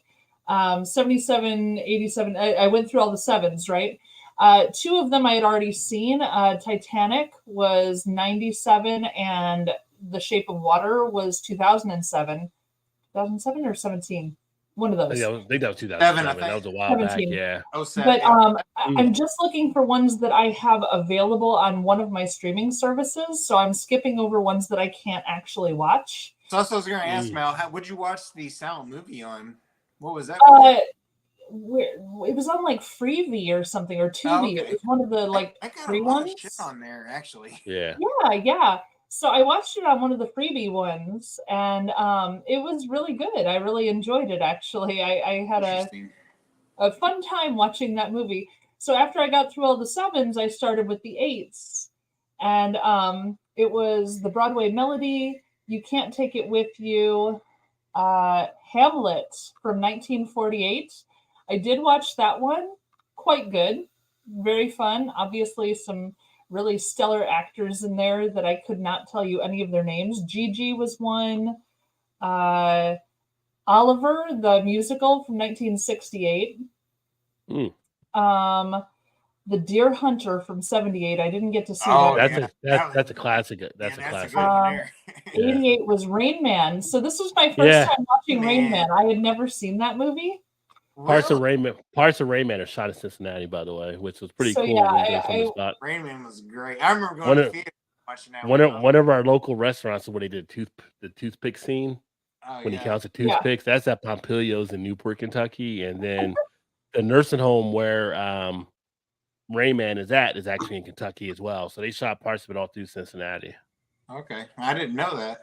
Yeah. No, it was a fun movie to watch. Like I enjoyed it quite a bit, and I hadn't seen it before. And then Shakespeare in Love I had already seen. That was 98. 08 was Slumdog Millionaire. That's next on the list. So I haven't watched Slumdog Millionaire. You haven't seen that one at all? No, I haven't seen it. Oh, that's a good one. Yeah. That's my next one that I need to watch. But I like I said, they started at 1927, so I did all the sevens, whatever was available to me. So I wasn't paying extra for that year. That was the best movie that year. Yeah, and then I did all the eights, and so after I watch Slumdog Millionaire, I'll go on to the nines and see what I find in there. But it's been kind of fun, kind of digging through the list of whatever I happen to have available. These are a lot of movies. I've never been a movie buff at all. Yeah. Like I'm not big on movies. I was a music person, not necessarily a movie person. And honestly, I would be happier watching cartoons any day to movies, because I have enough drama in my day-to-day life. I don't need to deal with somebody else's drama. Right. So we used to watch movies all the time. We haven't probably for the last 10 years, just kind of hit and miss or whatever, but yeah. So now and again, we'll go through spells. One of those people who had like a membership at the theater. Like she was one of those people who had a membership for the theater, so he would go and see like 3 movies a week kind of person. Yeah. So he married someone who was not a movie person, and it's like pulling teeth to get me to sit down for a movie because I'm thinking in my head, my gosh, I could get so much done in 3 hours instead of sitting and watching a movie. So it's really hard to get me to watch a movie. Now, the weird thing about that is, like, I'm the person where we'll sit down and, like, let's watch a 3.5 hour movie. I'm like, no. Instead, we'll watch 5 hours of an episode and it's an hour long. Yes. So we sit there for 5 hours watching the exact same thing. Like, I do that too. Movie, I guess. I'll be like, I can't sit for 2 hours. But we turn on YouTube and I sit for 4. Like, You're right, exactly. It's ridiculous. Yes. Yeah. I do the same thing. Actually, I watched 3 hours today of the Super Mario Brothers Super Show from the 1980s. 3 hours. I was watching the awful cartoon show. Yeah, I was gonna say, I don't know if it's that good to watch 3 hours. Yeah, I watched 3 hours. The I mean, it remote was must on. have I been was way far playing on on the my other side of the phone. room on that one. But I definitely watched 3 hours of the animated Mario show from the 80s. I couldn't help myself. I found it on Freezy and I started watching. It's me, a Mario. Yeah. Yep, that's the one. I just want to shout out Jason Kelsey, who eclipsed Taylor Swift and her fans by getting topless and drinking 40 Miller Lights, American beers. Best NFL show I've ever seen ever. That was great. Yeah, Jason Kelsey, UC Bearcat. You know, I think him and both him and Travis both played for UC back then. So yeah. I don't know. I feel like this person's probably in debt now if they bought 40 Miller Lights. No, Jason Kelsey. He's the Eagles center. He just retired. Yeah, he's Travis Kelsey's he can brother. afford it. Yeah. Okay, well, I wasn't counting on what his bank account was beforehand, but still 40 Miller Lights in a game? Are you fucking kidding me? Miller Lights aren't a lot. He's a center. Well, I mean, that's he's a lineman. $500 for 40 of them.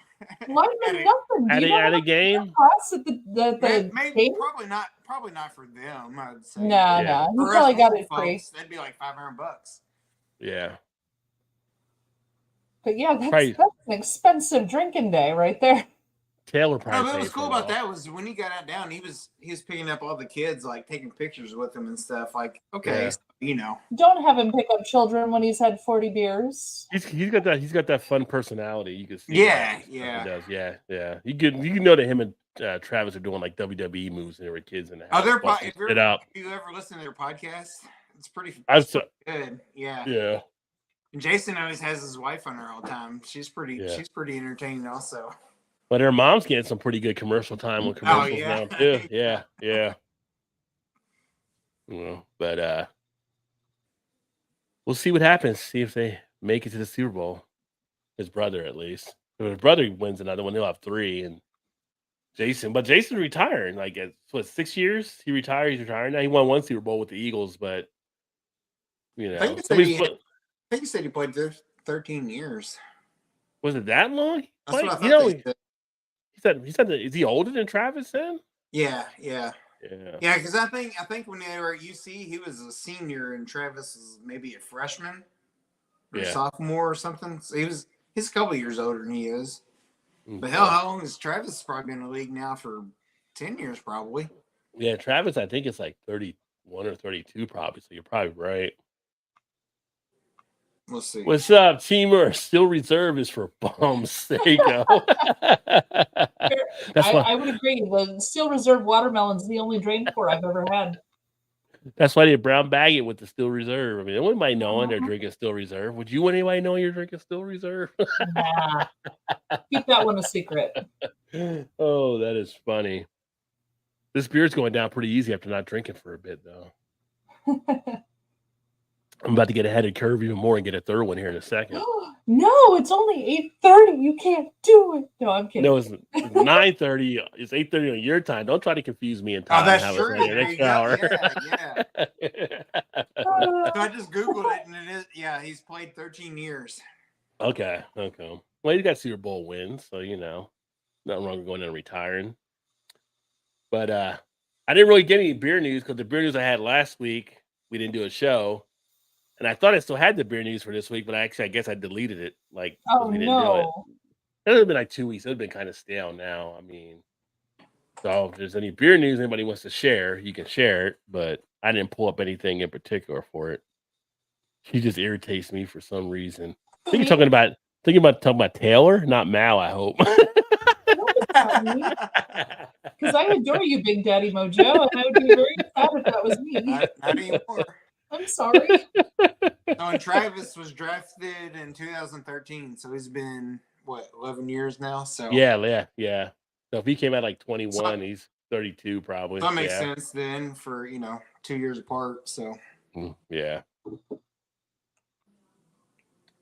But I will say the Hot Bullet Magnum Edition, not a bad one to get if you get it out there while it's still available for limited release. Obviously, here in Nevada, it's always solid.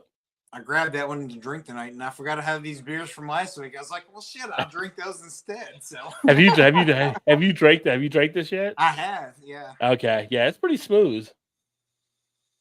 It's pretty good. Better than a swift kick in the pants. Got it. Definitely better than that. Nobody wants to kick in the pants. That's not good for anybody. But, well, it depends on if you're not the one getting kicked or not.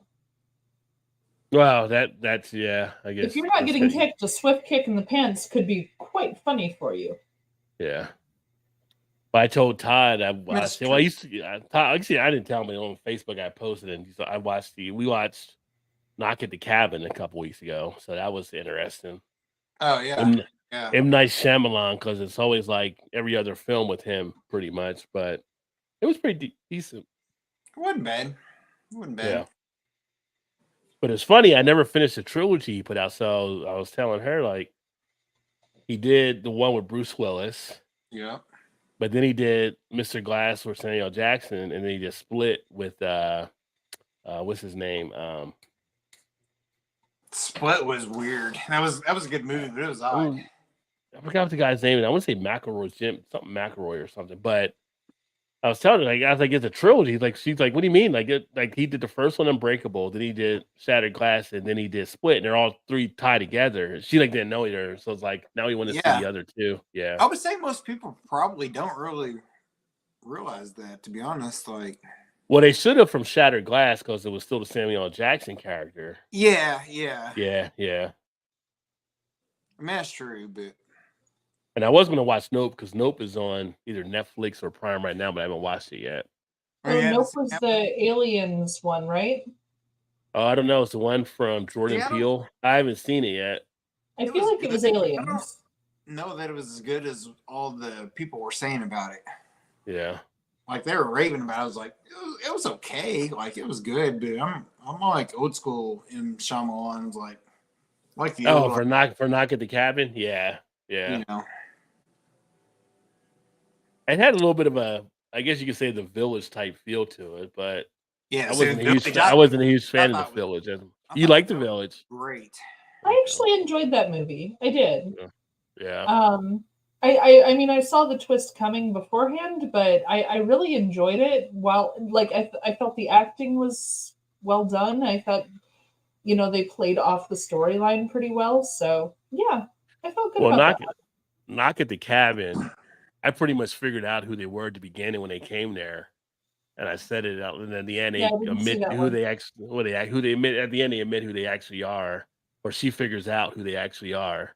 But it's like, yeah, that was right there in the beginning. Like the writing wasn't that advanced that you couldn't tell from the beginning if you actually were kind of paying attention to it. Right. But the first M. Night Shyamalan I saw was Signs. So Signs was good though. That was good. Was really good. That was a good one also. But wasn't his first one to Dead People? Wasn't that M. Night Shyamalan? Yeah, that was the first one. That was the one with Bruce. Okay. Yeah, with Bruce Willis. Yeah. Okay. Well, the first one I saw from him was Signs, and I grew up in Midwest. Obviously, my front yard was a cornfield, and my backyard was a river.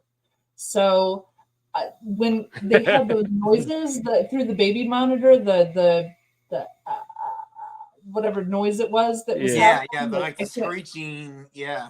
I had the cornfield right outside my bedroom window, and then the trees would make those noises when the branches would rub together at night. It freaked me the hell out when I was a kid. Oh, I bet that would. Yeah. Because I kept thinking, if I look out that window, I'm going to see that thing walking by.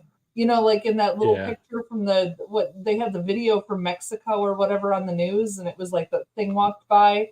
I was anticipating seeing that. That was great. Like that scene was so good. It's like, oh wow, okay. Yeah. Then had the tinfoil hats or whatever.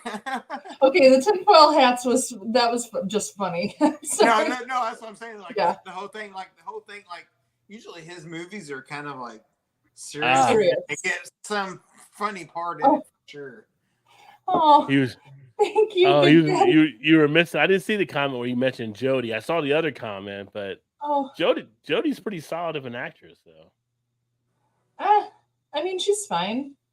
She's pretty good. Actually, she's pretty talented. I mean, you're talking about her in the. I liked her when she was True Detective. She did the Taxi Driver. I liked her in Taxi Driver, but I haven't really liked her in much else other than that. Contact was a little awkward. The Hannibal one, Hannibal Lecter, was that her? Yeah, she was good in Silence of the Lambs. Yeah, she was okay in that, but like I liked her in Taxi Driver. I liked her when she was a kid working. She won the Oscar for The Accused, I think. She was pretty good in there. I didn't see that one. Yeah, was she in Safe Room? She was in Safe Room too, right? Didn't see that either. Yeah. She's had a pretty good career. I think so. Yes. She was. Yeah. Yeah. You know, most everybody. People started figuring out what movies I haven't seen. I would be in trouble. Everybody's got their, favorites or non-favorites, I guess you could say. I told you I prefer animation because I don't have to think that hard. I have to think hard all the time, and movies make me think, and I'd rather just watch a cartoon and not think. It makes me happier. I use that as escapism. That's my escapism. That's my. You didn't think watching Heavy Metal? I don't think I saw that one. That was back in the 80s. You were too young for that. I thought. No. I know what heavy metal is. Don't you? You are too young for that, fucker. I listen to music older than you'll ever be. No, don't you give me that shit. I've been singing opera songs from the 1600s for years, so back the fuck up, Buster.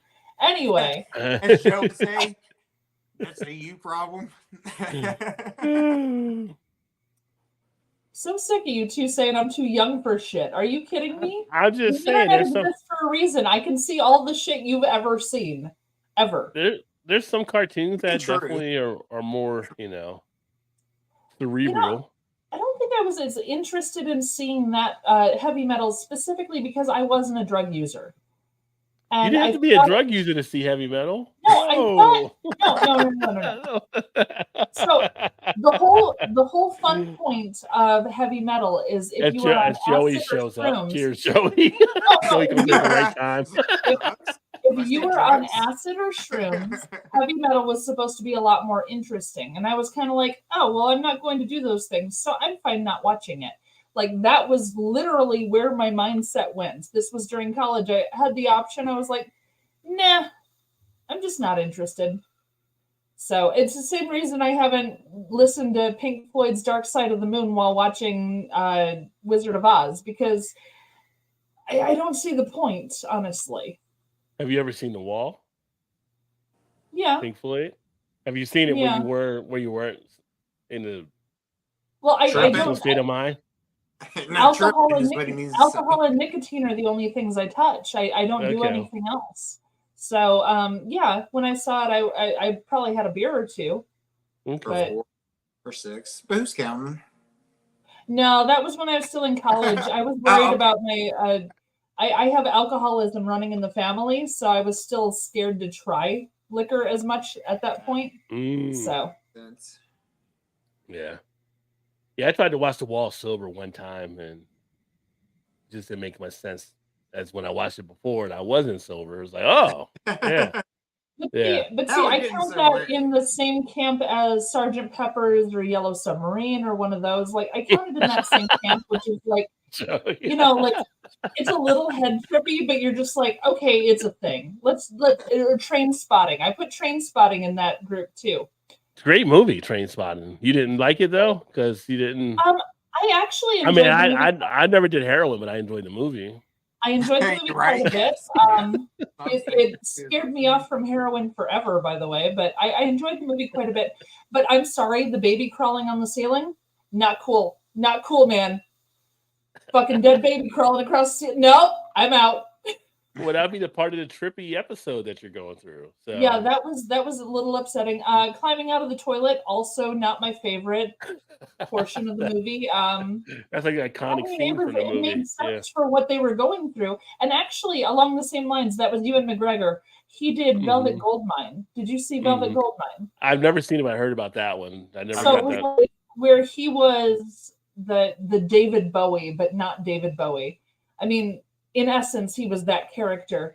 Going through the music business at that time when that glam rock thing was coming out. And oh my gosh, Cheers, Angie. It was a trip. It really was. The movie was a trip without you having to be on stuff for it to be a trip. Yeah. Well, I grew up, us being a Gen Xer. we grew up watching we grew up watching David Lynch shit too to kind of freak out your mind a little bit. Blue Velvet and stuff like that. So Raj, you wouldn't know nothing about that, so Yeah. Blue Velvet. Yeah. Don't you look at me. Don't look. I told you don't look at me. Yeah. That has some scenes in it. Well, you should have been around for Twin Peaks when it was on TV, but that's like the toned down David Lynch when he did Twin Peaks, which was still kind of freaky of a show, but in itself. Didn't they come out with a remake or redo, whatever you want to call it, like the second version of it? Twin Peaks. I don't know. I didn't hear about them coming. They may have, seen it, but I think they did. Was like there a movie? Maybe. Maybe they did a movie version of it, I guess. It was a TV show for a bit. So there was a TV show. I don't know what the plot line of the TV show was, but I saw a movie that I thought was called Twin Peaks, and it was about these guys who were Siamese twins. They were connected at like the hip, and it was about them wanting to be separate. And watching. Yeah, that'd be something different, I think. I think that must be a different thing because I didn't know what the Twin Peaks show was about, but I remember this movie that I thought was called Twin Peaks, and it was these two guys in Minnesota who were connected, Siamese twins connected, and the separation anxiety, and one of them died while the other was still alive, and it was very upsetting. So, yeah. Arsenio on VHS tape. Yeah. Twin Peaks. Let's see. There was a movie also, I believe.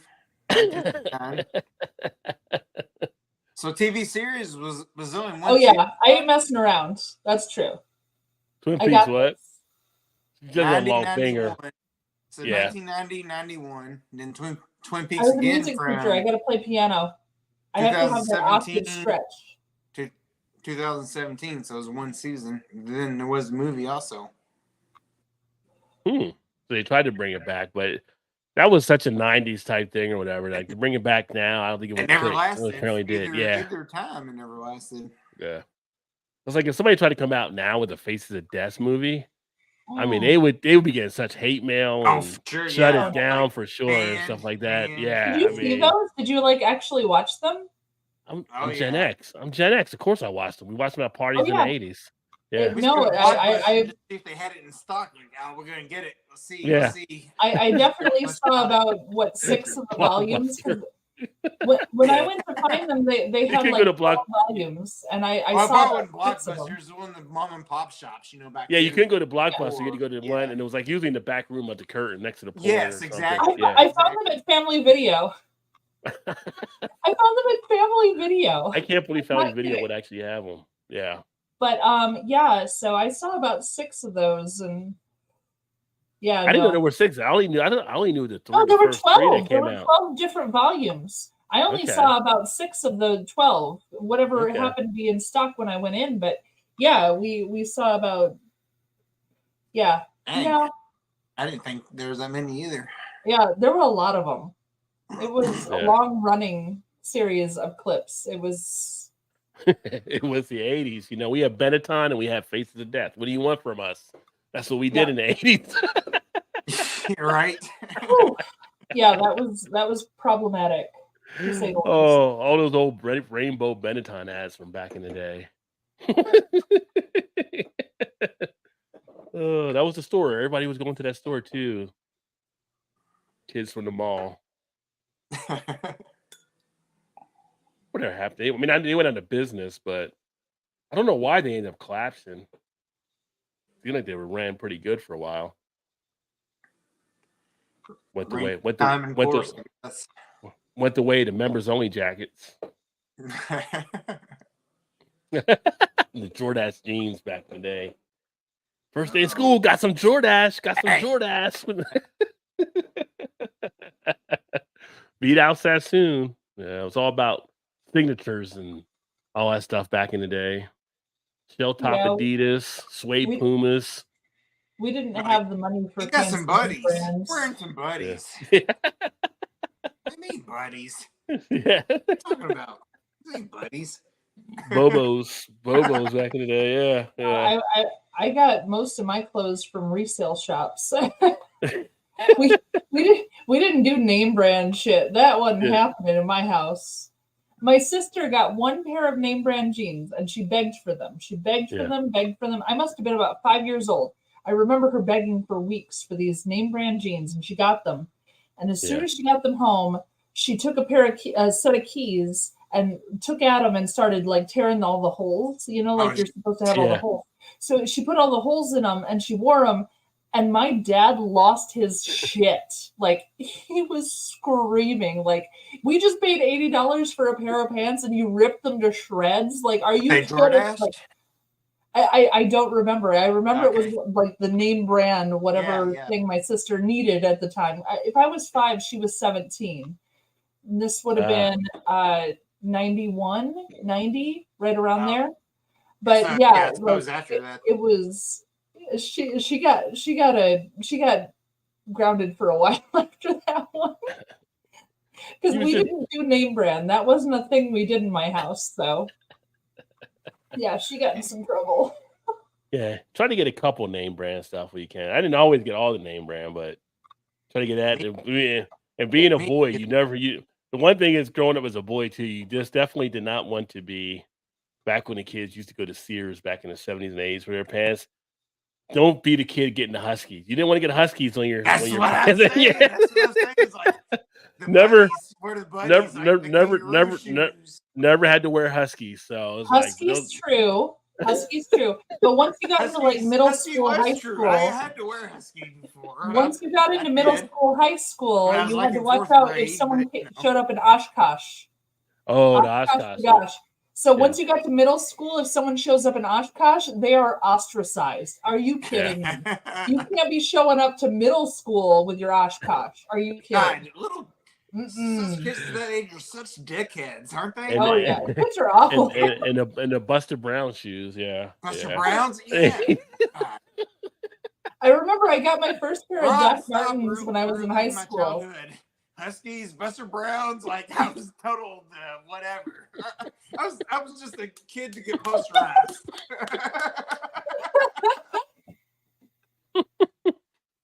Oh yeah. I remember when I got to high school, I got my first pair of Doc Marten shoes. I got Doc Marten shoes when I was in high school. And I was so excited about them, and they were so comfortable. But as soon as I started wearing them, a lot of people started treating me differently at school because at that time, if you were wearing Doc Martens, you were obviously a lesbian. And so that was like a thing at my school. Like everyone assumed I was gay because I was wearing Doc Marten shoes. And I just thought they were cute as fuck and super comfy. It was so upsetting. So my brother has a pair of Doc Martens that he had when he was in high school. And they still look nice. Like he actually still wears them from time to time. So good shoes, man. Several years ago, a kid was like, "Oh, love your shoes. They're like retro." You know, it's like, should I've had these things since I was, back in the 80s or whatever. Like they were, they're still the original ones. Like they're still nice. Like they were well made. Like, you know how much you could probably make of those if you tried to sell them, dated back from the time they were, Oh yeah. Well, that's like now everybody's like, oh, we're going down here to the vinyl store. Yeah, they got these things you play the music. They're called records. That's what. No, they're vinyls. Like no, we had them before. They're called records. They're not. They're made out of vinyl. They're made out of vinyl, but they're records. Our daughter. All right, well, show me your She goes, Victrola. She's like, I want these vinyls. And Shannon said, vinyls? What do you mean vinyls? She's like, it has the music. Records. She's like, you mean records? Like, no, they're vinyls. I'm like, no, we used to call them records. It had the record player and everything. We had to buy it for her a few years ago for Christmas.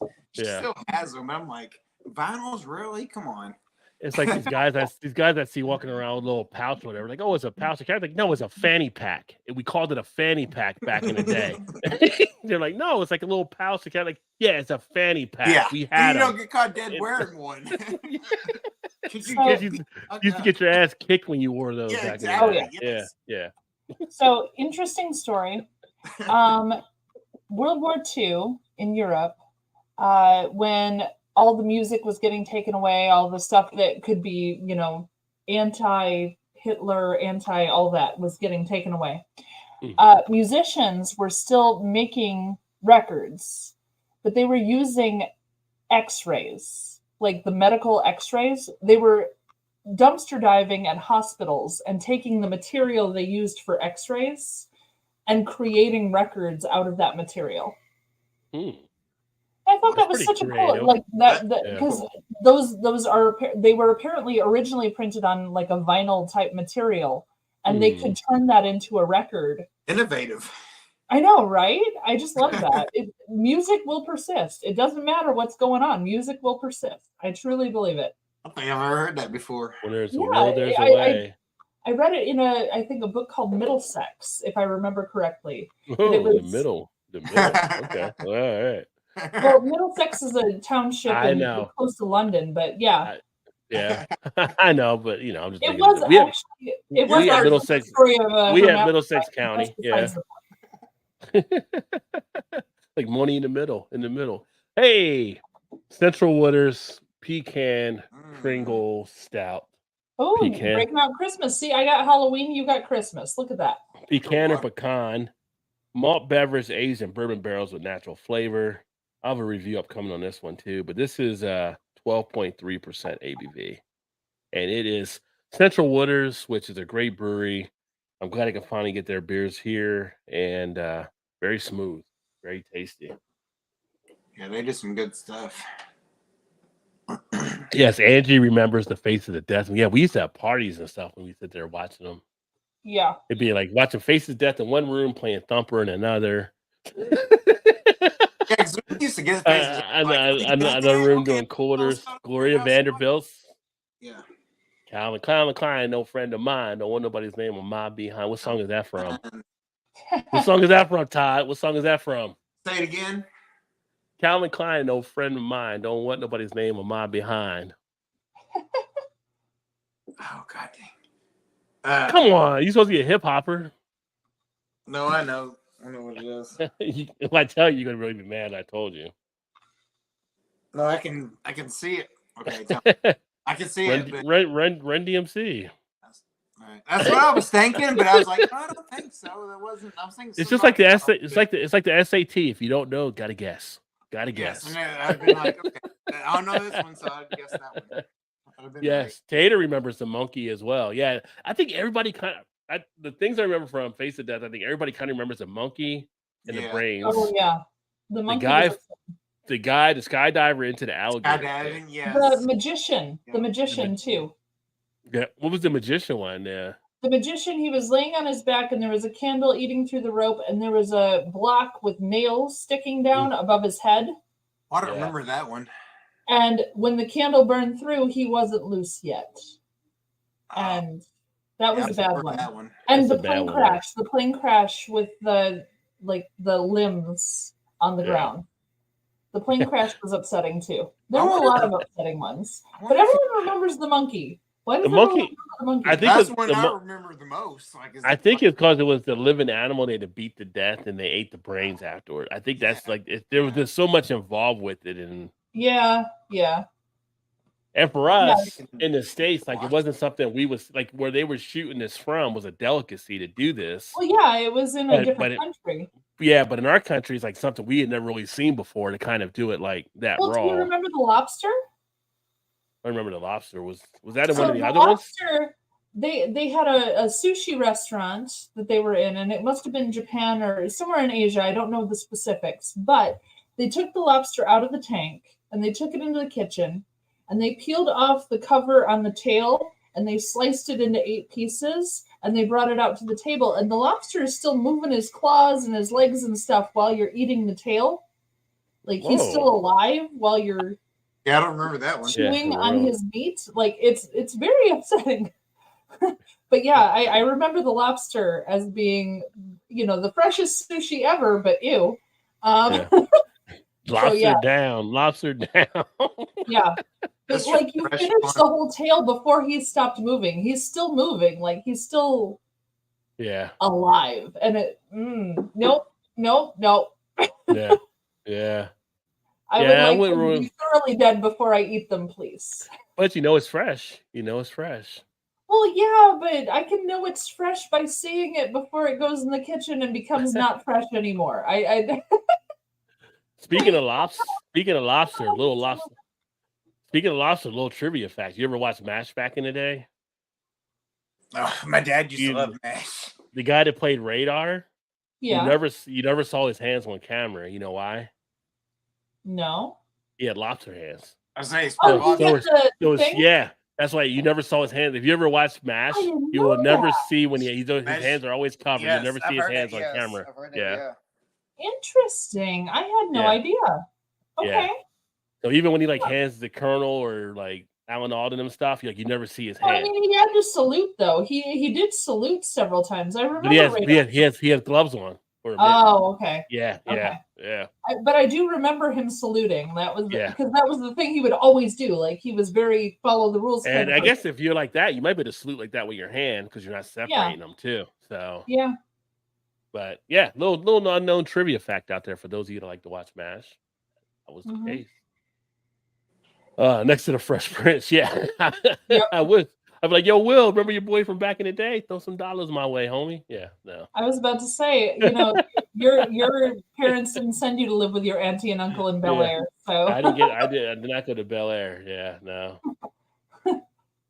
Monkey was the worst. Yeah, Monkey was pretty bad. That was pretty bad. Although they didn't shock him, it made me think of Peter Gabriel shocked the monkey for some reason just now. Which was another one of my great favorite videos to watch on the TV as we had those discussions before. And there, Angie from Tater. Don't you know you're going to shock the monkey? Still have Benetton Colors Cologne in my arsenal. What? It can't be good now, but now it's a collector's item, I'm sure. Probably. Yeah. I mean, they used to have full page ads and stuff. Yeah, Buster Browns. Buster Brown. Go to the mall and get some new Buster Browns. They were cute when you were like 6 to 8, but when you got older, you couldn't be out there rocking them. Yeah. Big Daddy said, I grew up in Huskies. Yeah.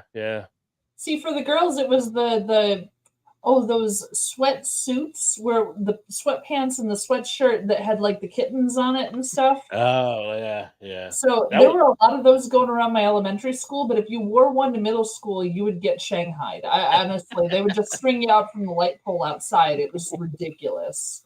What was that? That was what was that? Miss Kitty, like pre that stuff. Yeah.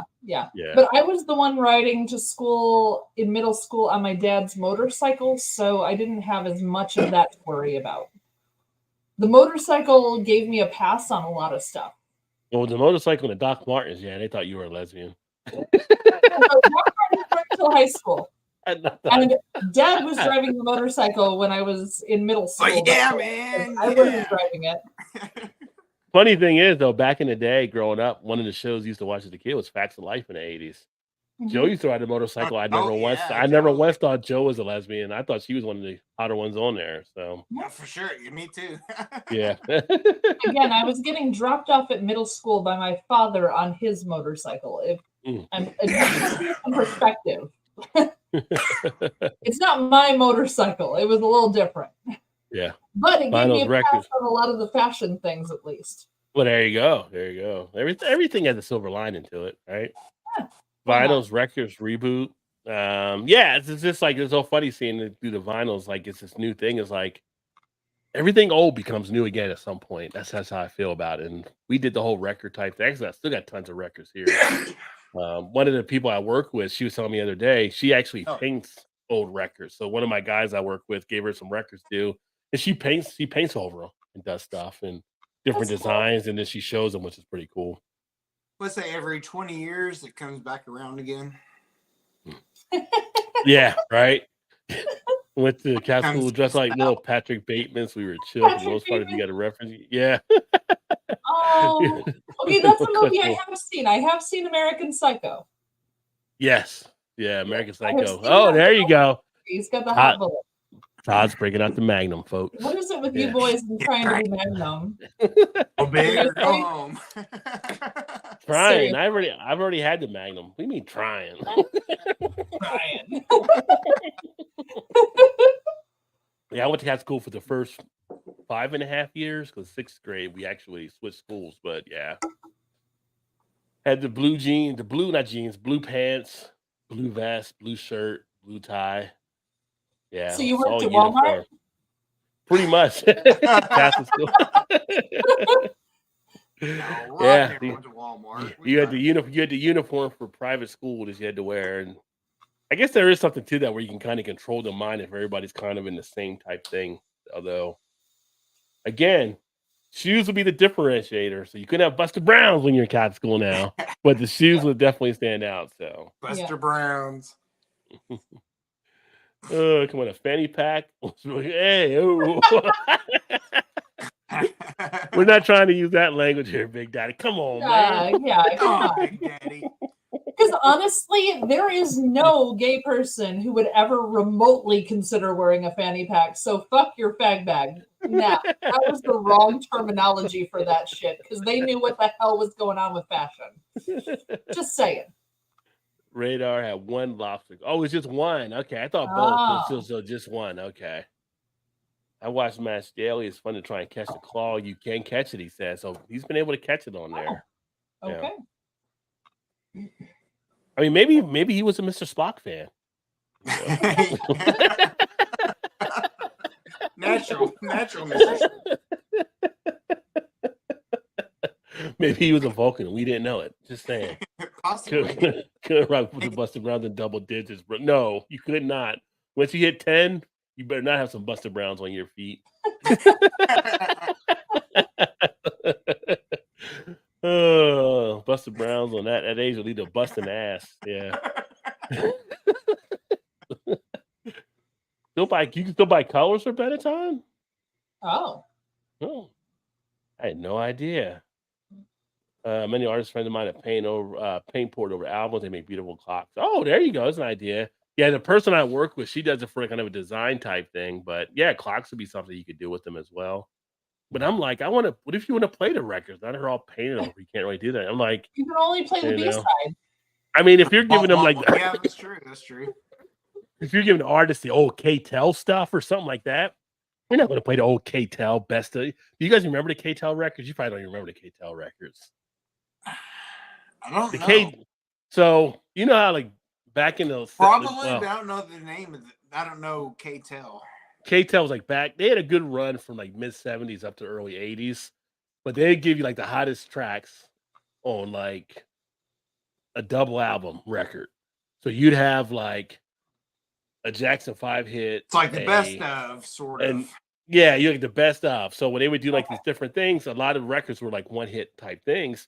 Well, you would get the albums have like 21 hits all in the double set album. So they were pretty popular back then, right? I didn't know that was the name of it. Like, yeah. So, but nobody's really going back and using those as much. So those would be great to kind of paint over, I guess, if you're going to choose something to paint over. But it's like, I'm not giving you my Purple Rain album to paint over. I mean, that's Purple Rain. That's Prince. Right? You know what I mean? Yeah. I'm not giving you Pink Floyd. You know, I'm not giving you Kiss. I'm not giving you these other groups that are like, you know, Queen, whatever it may be. It's like, no, you can't paint over this. Yep. Yeah. Even those like the best of, like I wouldn't like, why would you want to paint over those? Like I want to hear the songs, even then, you know, like go back in time, you know what I mean? Like, okay. Yeah.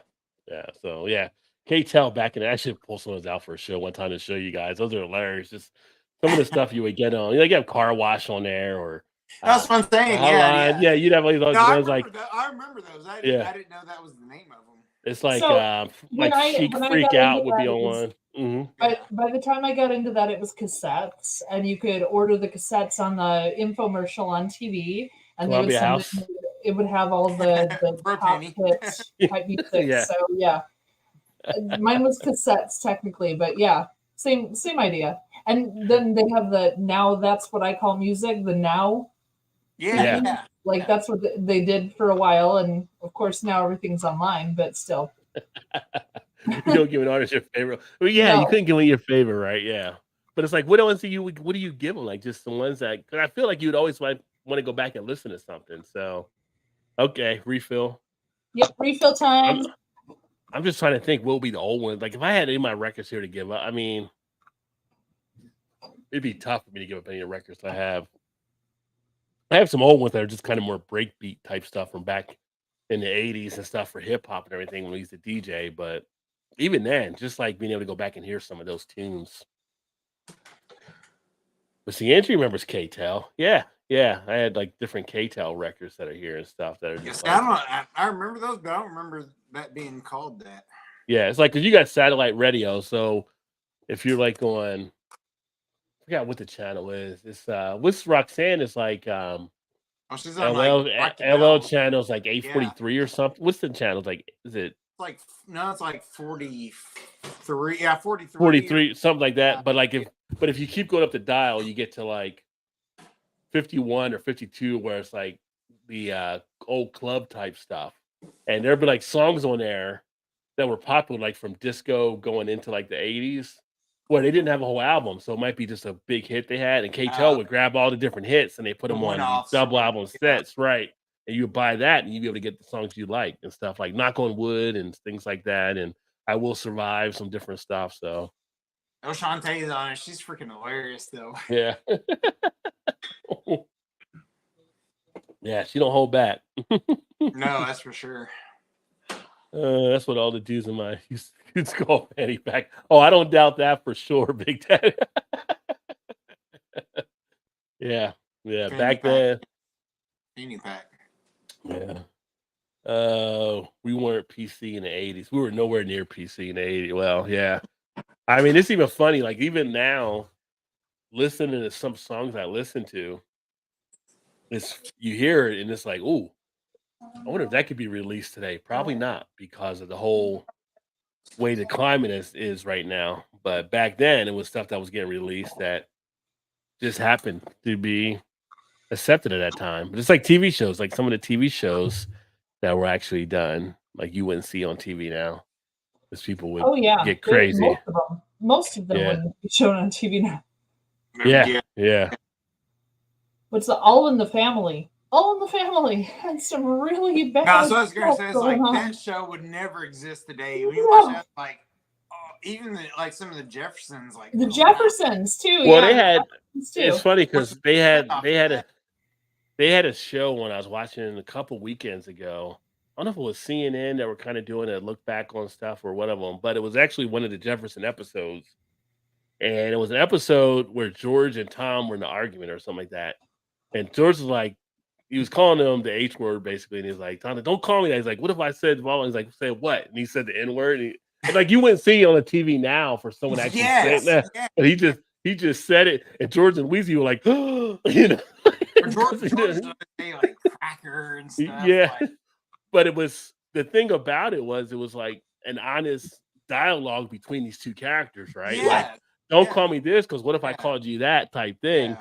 So it wasn't being offended about the word as much as it was like, here's an open way to get through the wall that's been formed between us, where they would actually talk through it and it go. And so it's even on All in the Family, some of the moments in All in the Family kind of broke down that way. So it's kind of like Norman Lear shows is like they were top notch. Like even did you know that the Jeffersons before they were moving on up to the east side, the Jeffersons actually lived down the street from the Bunkers. Yeah, that's where it started. Yeah. Like they started there, and then the wife was on another show with the guy from Eastern Europe who came to live with his cousin. Perfect You talking to Strangers. you doing Perfect Strangers? Yes, Who was? she ran the elevator in the newspaper office. Well, that was later on now with Perfect Strangers because that was in the 80s. Yeah. But When yeah, that came out. that was Yeah. the same woman though. That was like she was still Jefferson. Like that was her name. Still, it was. Well, the funny thing is, She was a so borrowed character. the whole thing around Norman Lear, as it's come out over the years, is basically All in the Family spun off. Maud is spun off. Good Times and Yeah, it's they spun were off all the Jeffersons. Yeah. But there was a lot of stuff that came out, and this started to come out before Norman Miller actually just died recently, where he was basically, I kind of changed my judgment has been changed of him because we find out he stole a lot of these stories from a lot of like other writers, like the guy that played Lionel, the first Lionel on the Jeffersons, was really the one that created Good Times, but Norman Lear ended up stealing it from him. Okay. And then he stole another thing from someone else, apparently, from what's been told, that ended up forming like the Jeffersons as well. So it's kind of like it's Hollywood though. There's some shadiness. There's always some shadiness, it seems, in Hollywood. But anyway, the shows themselves were good being able to allow context and dialogue that where it may seem as edgy as it is now, back then it was a way to open up communication between things. Yeah, it was. You know, as people were watching this in their living room, they were seeing this on their TV set, and now they can have that conversation. Yeah, they were saying stuff on the show that a lot of people were thinking in their own head on stuff. So it's kind of like funny how that all played out. I mean, the whole thing, and like when Sammy Davis came on the All in the Family, if you ever saw that episode, the way it kind of played out, he knew that Archie was kind of a racist when he was on there, but Archie wanted to meet him because he was Sammy Davis. And at the end, he tells the guy to take a picture of him, and the guy takes a picture, he counts it down 1, 2, 3, and he kisses Archie on the cheek when he does it, and Archie's face just like drops. But it was kind of like playing as in like we're all still people. Like he kissed you on the cheek, you didn't die, you didn't fade away, you didn't go anywhere. It wasn't like Smokey and the Bear poof, you were still good. No. So it was kind of like it just opened up more conversations. A lot Smokey of stuff the Bear to kind of move forward. Yeah, got what I was doing there. Yeah, I was doing that just for you. So you had things that actually helped to have conversations to move things forward. It wasn't just the first being interracial shocked by kiss seeing was Star Trek. The first interracial kiss was Captain Kirk and Uhura on Star Trek. Right. Yeah, first interracial kiss on television was them. Yeah. And I mean, it blew people's minds. Like people didn't know how to remotely handle that. Like, and I'm thinking, slavery. Yeah, no, that happened. Are you kidding? That happened a lot. It happened a lot. Relax. It's fine. Thomas Jefferson, we know about that. So anyway, but it's kind of like it's like you mentioned earlier, like in the heat of the night, but before the heat of the night, Sidney Poitier had Guess Who's Coming to Dinner.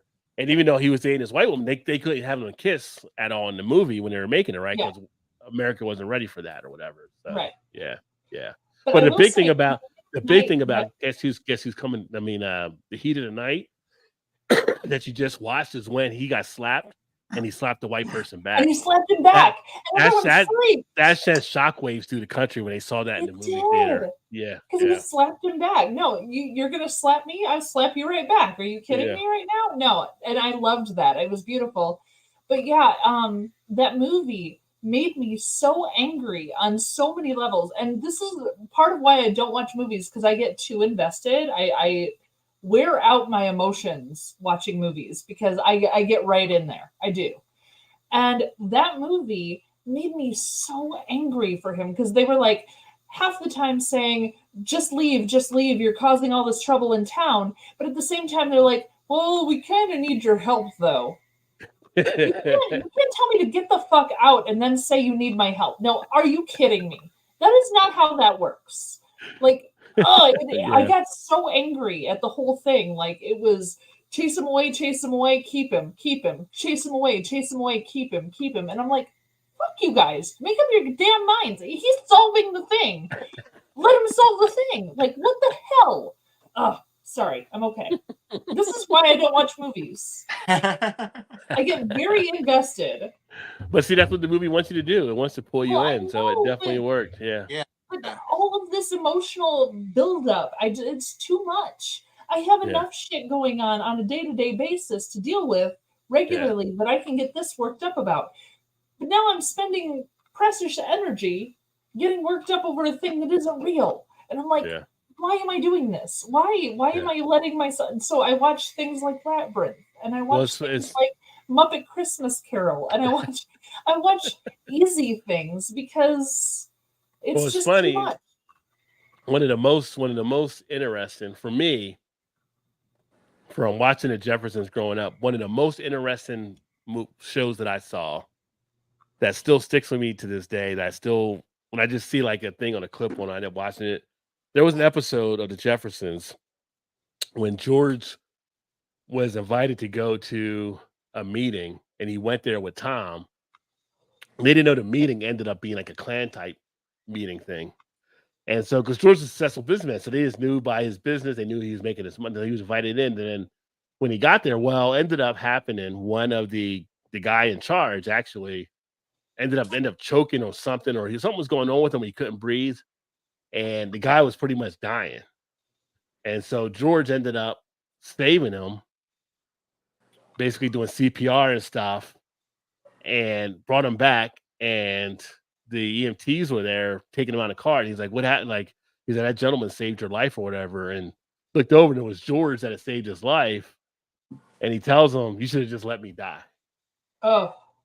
And like his kid was with him, and his kid had like ideas of, the whole racism type thing. But then after he saw George save his life, like the kid afterward apologized to George and felt bad, and ended up turning the corner of not going to try to be that way going forward type thing. Right. So it was one of those things when you had that episode again, when they would hit you at the end, it would be like, and it would go out, and it'd be like, it would hit you in a commentary thing. And then that led, I'm sure, to discussions in people's households and stuff. And that was just like, I'm sure it did. It was like, it was more thinking type sitcoms that took place back in the 70s compared to now. So, all right, I'm going to interrupt with a beer update. So I have here Texas's oldest craft brewery, St. Arnold Brewing. Yeah. Art Car IPA.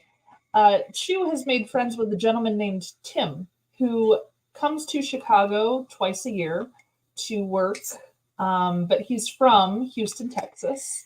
And this time when he came, because he's known Chu for a while, he actually brought Chu beer from St. Arnold. Nice. To gift to him, which was very, very shout out to him bringing beer. So, awesome. Shout out to Tim and his beer from Houston. But I am having an IPA now, so.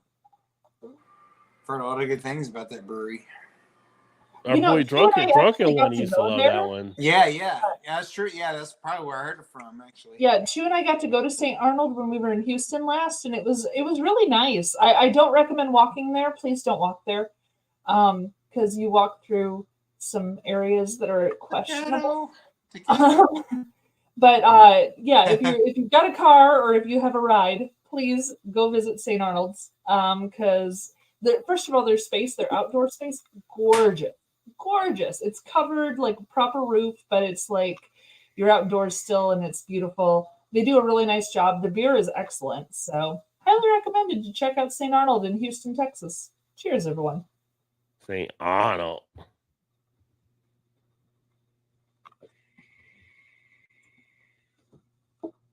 But St. Arnold is the patron saint of brewing. Which, by the way, there is a Catholic patron saint of brewing. Just saying. Throwing that out there. We need one. Beer's damn important, man. It doesn't matter who you are, what religion you're from. The beer's damn important. Right. Today's climate is really ridiculous, and pointing out every little thing makes shit worse. Like Jefferson and Bunker was friendly, banner really in my eyes.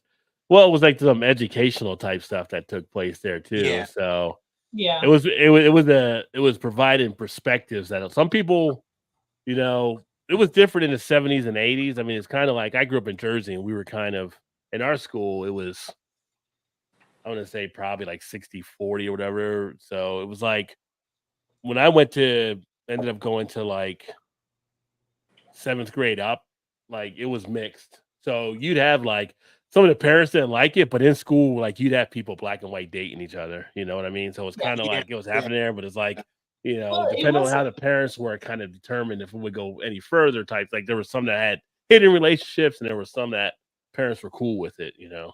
But it wasn't just that either. I mean, honestly, the Bunkers did a whole episode on draft dodging. And the daughter brought home a guy who was a draft dodger. He went to Canada so that he didn't have to go fight.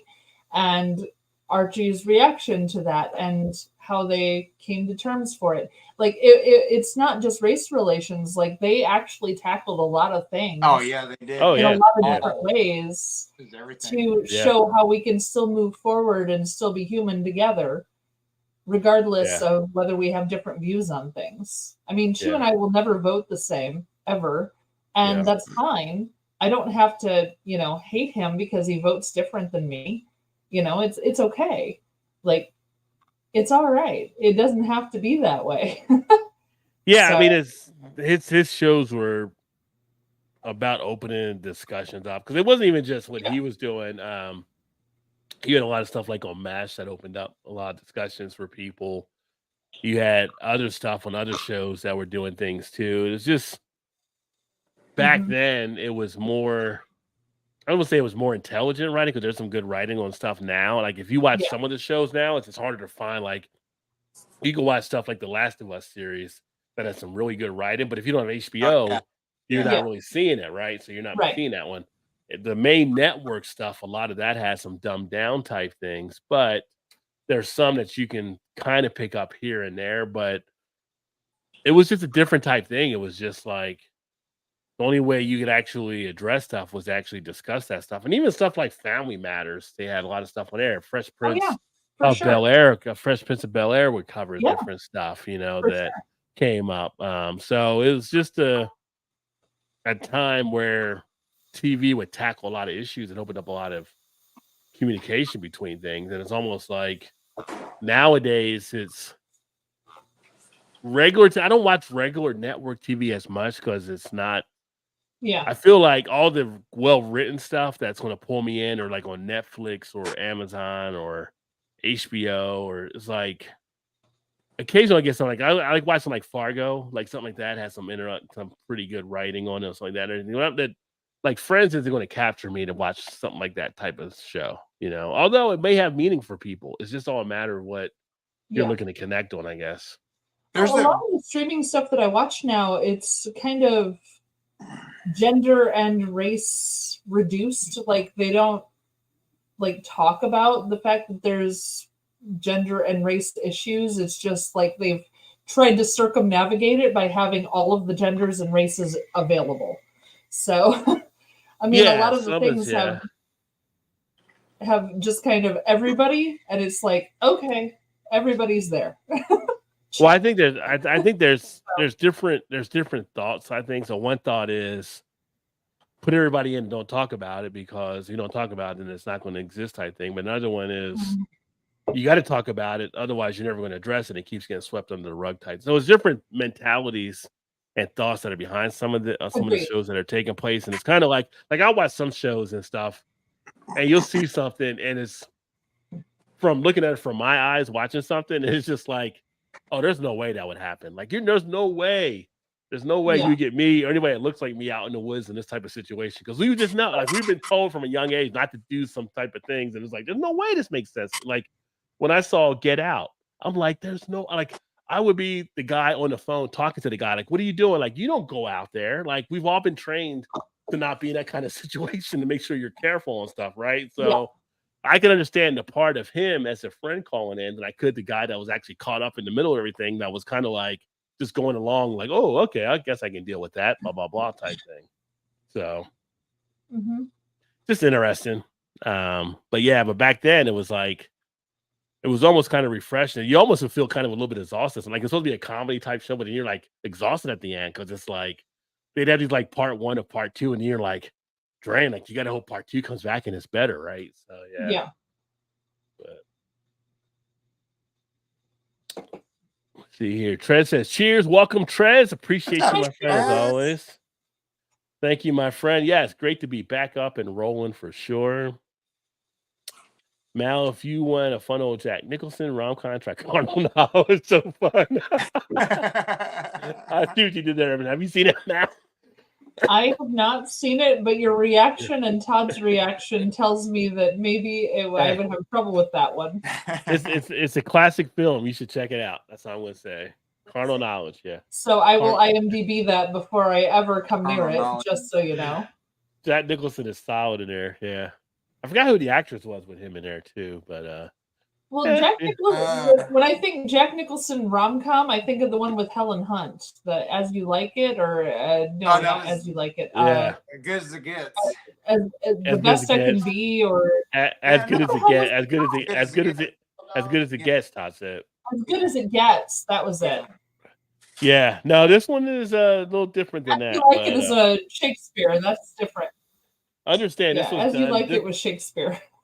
I understand this was done in the 70s, and in the 70s, it's like we had a little bit more leeway. Like our R movies had a little bit more than what you see in our movies nowadays. Just like the PGs have more than the PGs you see nowadays. That is like, true.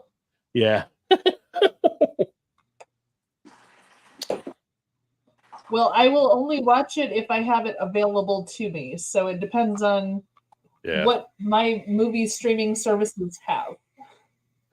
Yeah, Trez remembers that Jefferson episode I was mentioning. It's like one of those ones that stood out, especially, you know, for us being Black. It's kind of like one of those things that kind of like he did everything he did to try to help this guy out. The guy still wished he'd rather be dead than having him help him. You know, so it was kind of an interesting type view on it. It's horrible. No, I started arguing when I was a kid. I just looked at two guys fighting, and it was funny. Never looked at it as a racial thing. Yeah. Oh. Well, it was. Yeah, it was. I mean, and again, it goes back to what your thing was, and depending where you're at, you may not seen it as that way. Because if you grew up in a community where you had different groups all together, you may have just seen this two guys arguing. Like I grew up in Jersey, and you know, we'd have Black and white mixed together, Spanish as well, and you would just maybe see it like that way when you're looking at your through your eyes. And then if you were kind of from a part where you were separated, as they say, by the tracks, other side of the tracks type thing, you might have seen where it was more of that racial overtone on stuff. Some of the stuff with the Archie character was almost a racial thing out of ignorance, just because he didn't. And that's because he didn't know he was really being racial on some stuff. And then with George, it was more of the racial stuff because of the intolerance of the racial stuff that had been shown to him through the years. So all that, it was a different view on how it all came across. So I grew up in a town of 2,000, Midwest, and we got our, to my knowledge, again, my knowledge is only this many years, but to my knowledge, we got our first Black family when I was a senior in high school. And it wasn't something that was discussed. I guess race wasn't discussed at all because we were all Caucasian, a couple Native American, but very few. So it didn't even come up at all. And I remember the episode where Archie and George were fighting. And for me, I just thought it was grown-ups doing their thing. So I put them into groups, but I put them into the adult group because I was a kid group, and I didn't really think much of it at the time. Later on, I watched it again and I was like, oh, wow, that was a little more intense than I actually knew about. But, it wasn't something that I was subjected to until much later, until I got out of that small town. Yeah. And then I lived 3 years in a place where I was a minority. And that opened my eyes a lot. Being the minority was something I hadn't experienced before. And I'm really glad that I did it. And I'm glad that I went through some of the less than stellar situations that I went through in that situation. But I'm glad that I saw them and felt them because it gave me a wider perspective on how the world works and how just because you grew up in a place doesn't mean the whole world is that way. Right. And I learned a lot living in a place where I was a minority. It was a whole new world, honestly, to be treated in such a different manner, and it gave me a different perspective on a lot of things. So yeah. I'm not saying I'm perfect. I'm probably sure I still F up and upset some people sometimes, but I really, really try not to upset people as far as that goes, to make anyone feel less than the amazing human being that they are. Because every single human is an amazing human being. They can be a Karen, they can be old, they can be young, they can be black, they can be white, they can be any color, it doesn't matter. Everyone has the ability to be an amazing human being, and I'm going to try to treat people as best as I can when I can. So, yeah, I highly recommend for people to live outside of their comfort zone at least once. It makes a huge difference. Well, it gives you perspective. It opens your really eyes. does. Sure, yeah. And it's not a perfect perspective. I haven't had generations beating down on me. That is true. Well, female, you could argue the women thing, but it's not the same in a lot of ways. Yeah. In some ways, I don't know. It gets. I mean, it's there's definitely some stuff there, but it's more limited. It's women, like I was like, because again, I gotta mention one of my favorite shows, like the food that build America. The thing with I didn't even realize. So I watched one of the episodes, and I think it was Mrs. Smith that was doing it. It was either Mrs. Smith or Enemans. It was one of the women that were doing it, but like women couldn't even have credit cards into the mid '80s. Into the mid '80s. Think about that. Yeah, it was basically just 40 years ago when women got the right to actually have their own financial independence. Yeah. So there's some crazy stuff that happened, but like the Big Daddy's point. No, I mean Archie definitely did some stuff, but the thing is, it's almost like if you could in Archie's character, he was raised from that. You could tell like from a kid coming up. So when I say ignorance, it's basically he doesn't know any better. That's just what he knows, but and that's how he responds. The capability to learn. He showed that, and that was the thing with the episodes. He was able to actually be able to pick up stuff and then look to learn to try to be better on things. So, and if a human can learn, they can improve. It's I mean, they can be an awful human being to start, but if they can learn, progress can be made. I mean, they have to choose. They have to choose to want to do it. But that's like one of the things I like about the Clint Eastwood movie Gran Turismo, because basically he's kind of in that position. I know, right? But through the learning and stuff that takes place, he starts to change. Even though he's like 78 years old or whatever in the movie, he's learning how to start to adapt. So that's where it kind of comes into like this whole change up, that pulls you into the movie as far as the storytelling thing, like the whole you're never too old to actually change up your routine and look to be a better person type thing. So and even though like the young neighbor next to them, like the family on him, like just like wanted her to give up on this guy, she sticks with it and invites him into stuff and starts to change his mold and attitude on things. And so and that makes a huge difference. It's we have to reach out with love, even if love isn't coming our way, and eventually people will start to see that there's a different way to look at the world.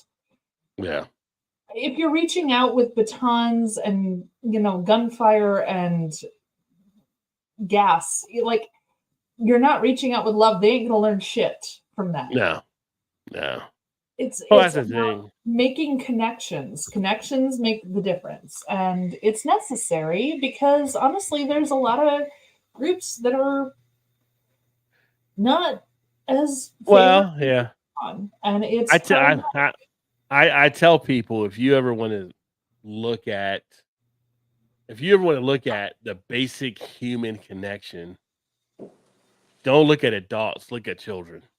Agreed. Because when children are young and coming out, they don't care anything about that. Everybody's their friend. It's just like the basic thing. And what ends up happening down the line, someone constructs something different to change their mind and attitudes, where you start to build these walls and all that kind of stuff. But in a true natural state, you're not going to find it more than when children are younger growing up. And connecting with everybody around them. And it's a shame because depending who might be raising that child can change how that child will see things down the line. I know. Like, but given the opportunity for that child to react in a positive way to things, it'd be a totally different outlook on stuff. So. Yeah. But that comes to not just teaching the kids. You have to teach the people who are going to have the kids. You have to teach the people who are going to be training the future of the country. You have to teach the people who have the children. I mean, people should be taught how to be a parent. Honestly, it's the only job that you don't get proper training for. Like, how is there no training for parenting? Yeah. I mean, there's no manual. Every other, I train my waitresses to bus tables. I train them how to bus a table. No one trains people how to raise a child. No, but you learn from your experience. Well, you learn from experience. It's on the job training. Problematic views on how to, just accept other people. You're training that into your kids. You do. Well, no, you're not wrong. I'm just saying you raise your kids as you were raised growing up. Exactly. That is true. Yeah. That is true. But you have, you can change along the way too. You can.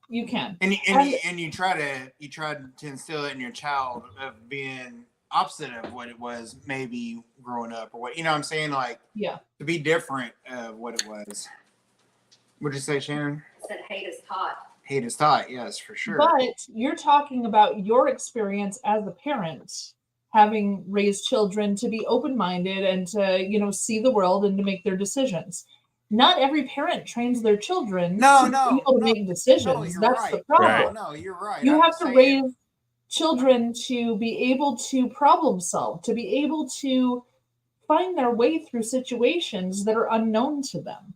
And training that is so hard, and that should be something that parents are taught. And that's kind of just train them how to solve a problem. Like, that's kind of what we do with our daughters. Like, he is, Brandon. She's speaking facts. You're right. Yeah. No, you are correct. You raise them correctly. You raise them to be able to be self-sufficient and to be able to, do their own laundry and to be able to cook for themselves and to be able to handle going out to a restaurant on their own, or to be, you train them basically cooked and done their own laundry. Not everybody does. 10 years old. Probably. I mean, I don't have kids, but if I did, I'd be like, yeah, that's something. We could use more critical thinking in the world, because seeing some people doing stuff, it's just like, why? How does that even happen? I mean, literally, I put a thing on my Facebook thing, and I don't know if you saw it or not, Todd, but it was kind of like, I was actually kind of being serious. Like, I literally had ordered DoorDash, and this guy was supposed to deliver food. He literally went on the block 4 times because he couldn't figure out the bell. He calls the wife. He's like, "Are you guys at the hotel?" Like, no, we're the building across from it. You got the address, or you got the address on your phone. You got the address there. Yes. Yep. If you pull it up, it'll show the building. It'll say the name of our apartments right there. How are you not finding it? She says he messaged. He's going around the block again. Like, what the fuck are you doing, dude? Yep. Like, and it's just critical skills are at such a low. Common sense and critical skills are not taught in schools. We are taught history. We're taught English. Both of those are very important. We're taught other languages. We're taught math. Trig. We're taught science, and all of those things are important. But you need to be able to look at a situation and go, I have this option, and this option. If I do this, then this will happen. If I do this, and this will happen. If I do this, and this will happen. I am choosing to choose this. Critical thinking is so important. And so many people don't have that skill because it's not taught in schools. It's only taught by life. Can we work on it? Can we make this taught? How do you teach that? It's killing me. It's killing me because I was a teacher. I was a teacher for 7 years. I now work with the public. I've worked in customer service and public relations for many, many years now. I've done management. I've done the lowest of the low. I've done all the levels. Critical thinking skills are not strong in most, and it's not just here. Other countries, I've traveled to other countries. I've been other places. Critical thinking skills are not automatic. They have to be taught. I'm on the same line. Can we work on this? Is this a thing that can improve?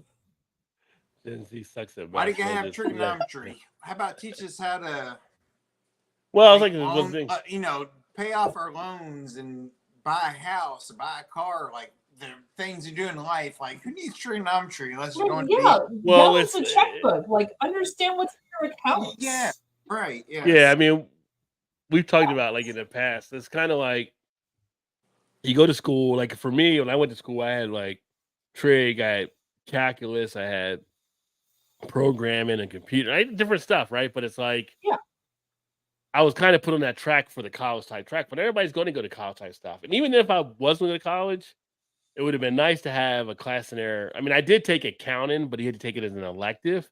But it should be a basic financial class. Not everybody's going to graduate school. There should be a class that's financial, about balancing checkbook, how to do a mortgage, how to maybe start a business, how you do different type of things. The taxes, that they don't teach so that you can actually strengthen yourself. If you don't go to college, you can start your own. But there's a lot of stuff you can come out. Like everyday life. Trick, though, you can look at the financial, you can look at the taxes, you can look at all the things, but don't tell them step by step how to do their taxes. Tell them when you're worried about accomplishing your taxes, here is how you look up the help that you need. And you were complaining about the English teachers that made you pull up the dictionary. I agree with you. That was kind of a pain. But if you think back and like, okay, someone has to do their taxes for the first time. They've never done them before. They don't even know where to turn. They don't know what website to go to. They don't know how to hire a tax professional. They don't know. Teach people how to find the help that they need. Teach people how to problem solve the situation. Even if you are not capable of taking in the information and solving the issue yourself, you have to know where to turn. If I have a flat tire, I can change it. If I have a battery to change, I can do that. But if I have something wrong with the timing on my car, I can't fix that. I can't do the alignment on my car. I have to know who to call to get help with that situation. It should be the same for everything. Right. Well, I mean, it's teaching them about the resources. Find those places. Yeah. No, I mean, there's a thing to teaching them about resources and how to find the answers and stuff they need, but there's basic life skills that should be taught, right? It's kind of like it's true. When you were 7th grade or whatever, like when I went to school, 7th grade, 8th grade, you could choose, I think it was 7th, you chose industrial arts, or you chose home ec, right? So I 8th grade, both. you could do the same thing. Well, you could do both, right? Which is great if you could do both. But think back then, it's kind of like, well, you did home ec, you could learn how to prepare meals for yourself, right? Or if you did industrial arts, you could learn how to wire a room or know kind of things around machinery. And then maybe when we get to high school, you start saying, well, I'm going to go the trade pathway, right? And doing the trade type stuff. Now in schools, from what I understand, they don't even have these things out there, or they're optional. So you're not even getting a chance to even teach people the basic type skills and stuff. But you should have had something where it goes into a class on how to run your household type thing, whatever you put it under, any type of financial type thing, and knowing how to take out, knowing how to budget, knowing how to take out a home loan, how to take out a car loan, how to actually do things, how to invest. There should be something like that in the high school level, right? Yes. Now, if you're in an AP class, you'll get stuff maybe thrown your way like that, where you're under accounting and you can kind of do stuff along those lines. But that should be something for everybody on just financial basic understanding, because again, not everybody's going to college. Yes. And so when you leave high school, you should be able to know how to manage yourself to be successful going forward.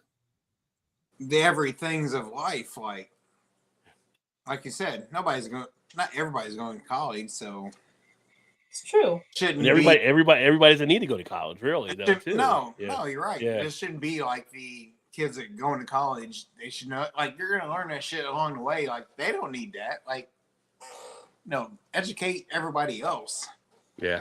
I mean, I've got Pay friends I everybody know that as if they were not going to college or whatever. You know what I mean? Like I've had they friends and like. known people that have had great lifestyles not going to college and making a lot more doing like coming out of trade school type stuff and then Oh also yeah. being better off and not being in debt with loans and all that kind of stuff. So yeah. Well, So now it's kind of a dying breed. Like the trade school things, like kind of dying off because everybody's going to college and doing other things. Well, I think they're trying to. I think they're trying to bring back more of the trade stuff now, though. Yeah, I think yeah. that they're realizing Like it. the plumbers, electricians, and stuff like that. Like that's carpenters and whatnot. Yeah. Well, Yeah, well, that all goes back into the, not to get off on all political type tangent, although we've been there for a bit, but they all go. I blame that going back into the '90s when everything got kind of pushed into us being more of a becoming trying to be a college educated nation rather than we started outsourcing everything and we got away from trades type stuff. So it was like we started Agreed. closing trade schools and all that kind. And so it kind of killed us in that regard.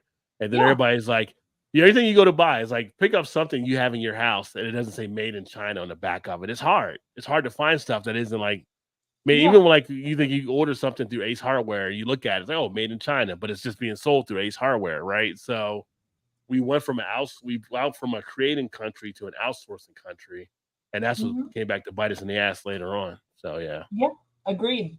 For sure. But I digress as I drink the beer. The beer is so good. It's nice to be back. Nice to be back with the beer. you sound like Tom the Brewer Whisperer. I digress. Oh, I digress. I know, right? Yeah. I was on Tom's show. I know you told me you saw us No, when I was yeah, on yeah, Tom's show a yeah. few weeks ago. That was fun doing Tom's thing. So yeah. I like It's Tom's a guy like you kind of grain of salt, whatever. But I like Tom. yeah. No, Tom's an awesome guy. He gets energy. I love his energy. He's very energetic. He's very dedicated. He's very like passionate about stuff, which is what I always enjoy. Oh Too. yes. And again, it's like we talk about stuff back in the '70s. Like Tom is a throwback. Like Tom's going to tell you what he feels, and that's going to be the end of it, which is great. That's right. Yeah. I love that. I'm from Jersey. That's how we talk in Jersey. It's like, tell me what you were telling me.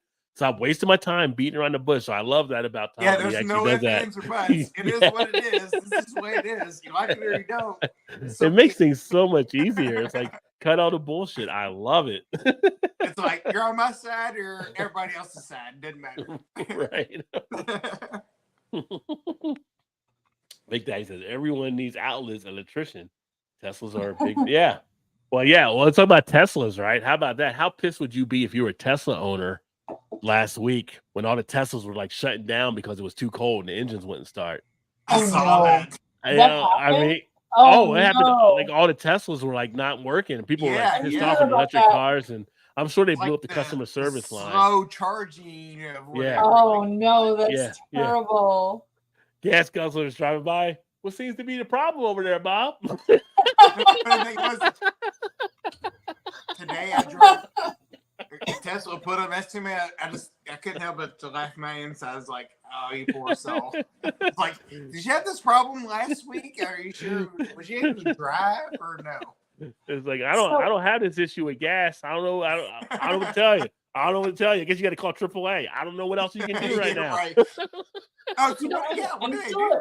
Does AAA do anything for that? Like they're like AAA is like find a charger. Find a charger and wait. I mean, Does anyone know? You got to drive 45 miles from here to get charged. So, does anyone know someone who owns a Tesla? You guys? Personally, sadly enough, I do. So my question becomes: when shit like that goes down, does the whole windscreen turn blue and have like an error message? Because that would be really funny. I don't know. Can they have blue screen of death on the windshield of a Tesla? Is blue screen of death a thing on a Tesla? Because it needs to be. I thought blue screen of death means you got to call somebody. I thought when it was cold and it turned blue, it served you Coors. Is that not the case with Teslas? No. No, blue screen of death. It's the Windows like end of the world. Like as soon as you get blue screen of death, life is finished. So when he showed us this Tesla, he was all about the bells and whistles of like, look, the windows were all up and down by itself and plays this music and shit. Like, so will it get you where you want to go? So there's this big tablet inside. It's like, what tells me where to go to the next place for, to charge up. 70 mile, 80 mile, whatever it is, 100 miles, whatever it is. Like, okay, so how long is it going to take you to get from here to St. Louis or even further than that, whatever. Yeah. He's like, well, I can stop here and I can stop there. I was like, well, that's the thing. You're driving out of your way to find chargers. Nobody has that time. Who wants to do that? Yeah. I'm going to say it's like the Evian people. You turn Evian around, it spells naive. I'm just saying it's still water. Right? Still water. It's good water, but yes. Shannon said it's damn good water. Yeah. Funny how that spells naive. That's all I'm saying. So That's they true. got you. It's like Dave Chappelle. Gotcha, bitch. Gotcha, bitch. Like this. I gotcha. Rod, I just need to check in. I finished my beer, but we are at 9:47. Should I get another or should I not? Oh, you got time to get you still got a little time. Yeah. You got to time. To Yeah. All right, then I'm going to grab another. 10:30 your Okay. time. I guess kind of dangerous because I'm feeling pretty good right now. Uh-oh. I feel good. I mean, you guys been sick, so you're all coming off of, I feel like it's the rise of the Valkyries.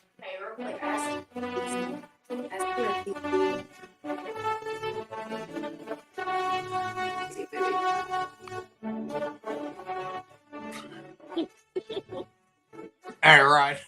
We're back. Shannon wants to know if you've seen, what is it? Something about Moonflower or The Martin Scorsese film Moonflower or something.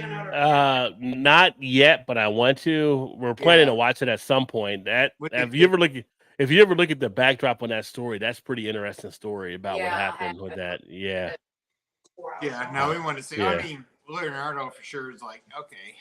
Yeah, well, Scorsese, you're not going to go wrong with Scorsese. Yeah, for sure. But the whole Native American aspect of it, and then the historical, I mean, it was pretty cutthroat on that land and what they were actually doing there. It's interesting.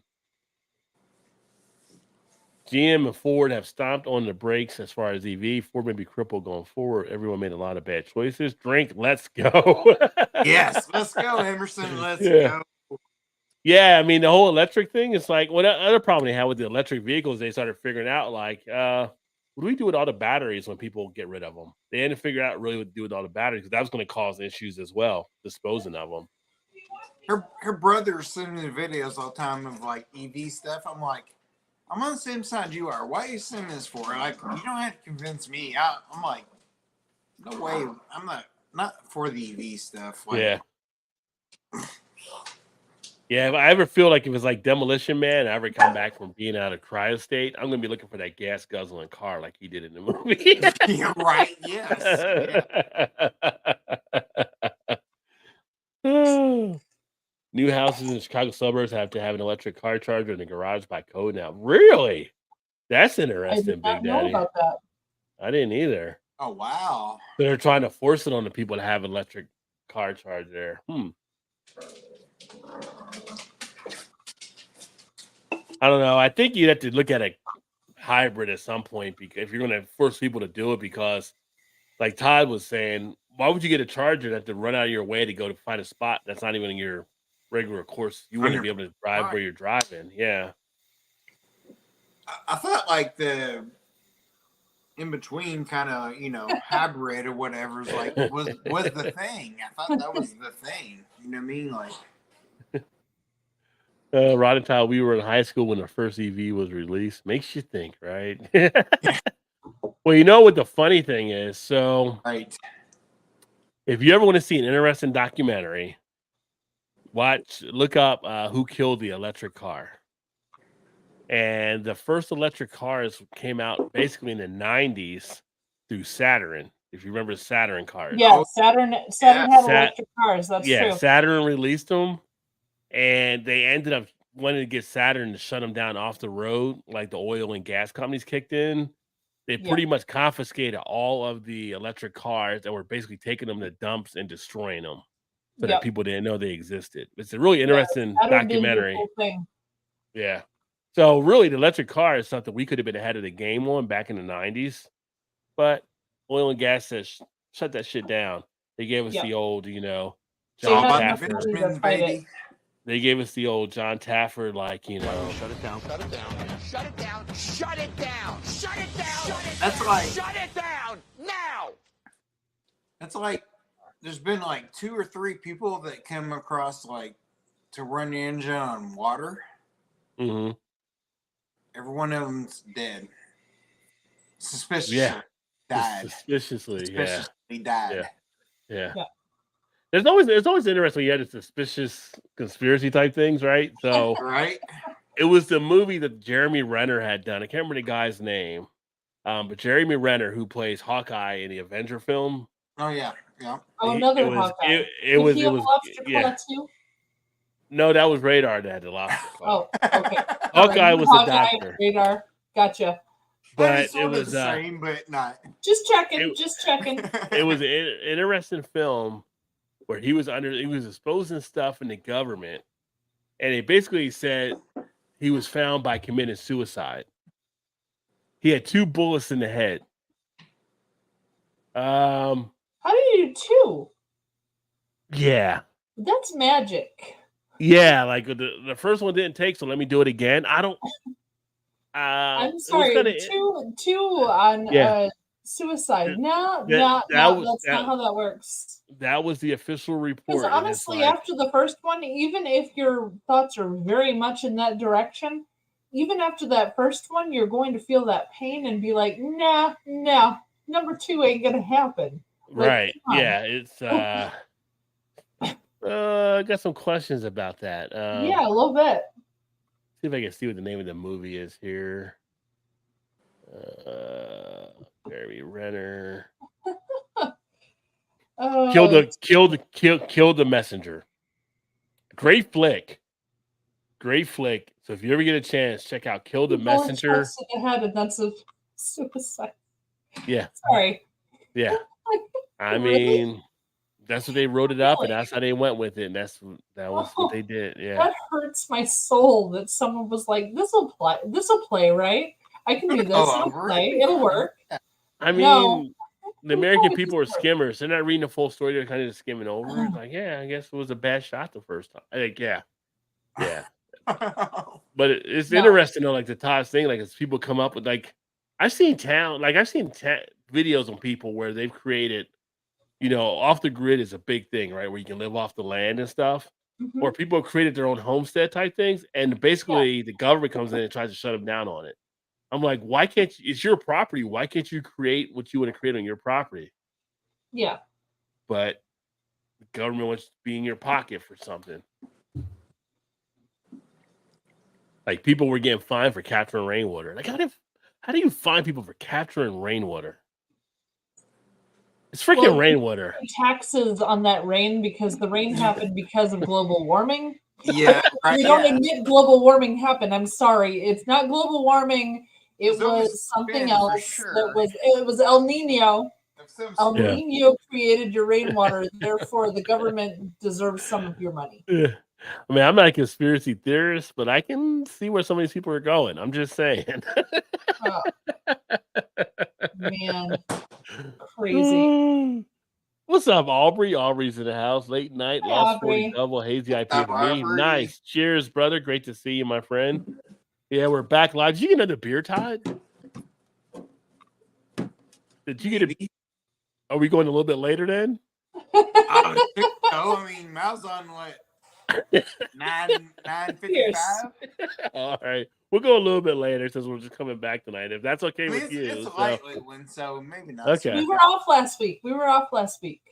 It's cool. We were off recuperating from our sickness. I'm getting over COVID. I'm getting over COVID right now. I'm just saying. You're not getting over. You're fine. Hey, Rod, it's your show. You can quit it whenever you want to. I'm like freaking Talladega Nights. Don't put that on me, Ricky Bobby. Don't you put that on me. True. Hey, but it's your show. You can do what you want. We got 5 minutes, or we got 55 minutes, or. Big Daddy's got the old style out. He's pounding the old style. Woo! Nice. There's Look at one from back in the day. You got to have a little malort with that old style. You missed my rise of the you missed my Rise of the Valkyries earlier.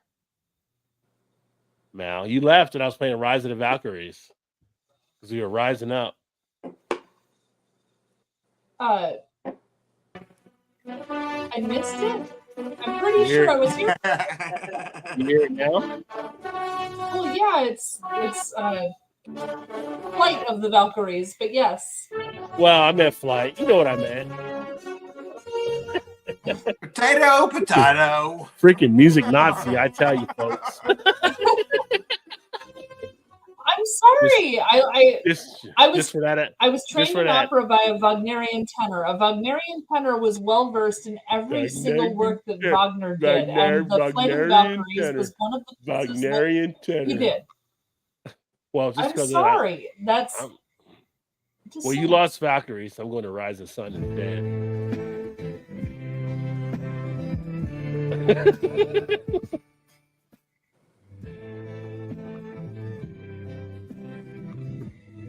That's House of the Rising Sun. That's a total different animal.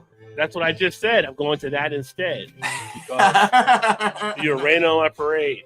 Chew, is she always like this? Because Chew's in the comments now. So.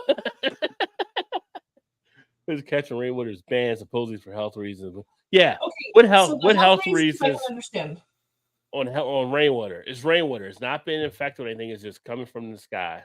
So when I lived in the Caribbean, we had a cistern. And thank you, Chew. Thank you, Chew, for lurking, by the way, out there. I know you were watching. Yeah, I appreciate you. Background. Chew in the background. When I lived in the Caribbean, we had a cistern that caught the rainwater for it was used for showers, and it wasn't used in the sink because the sink you use cooking water from. So it was just for the showers. But I mean, it's kind of open. So, if a bird gets in there, if a bug gets in there, if there's a lot of things that go wrong with it. I know, but you can't protect it from all of the problems that can happen to water. Well, can't you put you could put a filter on top of the bucket so it just filters the water through? It's not a bucket. It's like 80 gallons. Or not. Well, I mean, when they're catching rainwater, they got buckets out there. But you could put like a cellophane thing or something, poke holes in it, so you can try to keep bugs and birds out. Well, yes, you can try, but it doesn't work 99% of the time. You're still getting stuff in there that you don't want. If a bird poops on that cellophane, you're still getting bird poop into that water. So I understand why cisterns are slightly problematic because I've been there and I've lived off a cistern. I know, but yeah, I didn't want to use it in my cooking as much because honestly, if one of the pigeons up there pooped, I didn't want that in my food. The rainwater is a little shaky sometimes just because it's open to the elements. When it's open to the elements, you can get a lot of elements in it. Okay. I didn't want bird poop in my food. I'm sorry. I didn't want bird poop in my food. I knew the birds that hang out on my roof, and I knew where the cistern was, and I didn't want to deal with bird poop. But I think that was more to the music thing, but Mrs. Perfection. Thank you, Aubrey. Music appreciation was hard enough for me, right? Yeah. Keep getting the music down. Wait a minute. You got another beer? Bistro Cabana? That was the one I just started drinking. Oh, okay. All right. Slowly roll. Isn't a cistern yes what the pigeons poop in?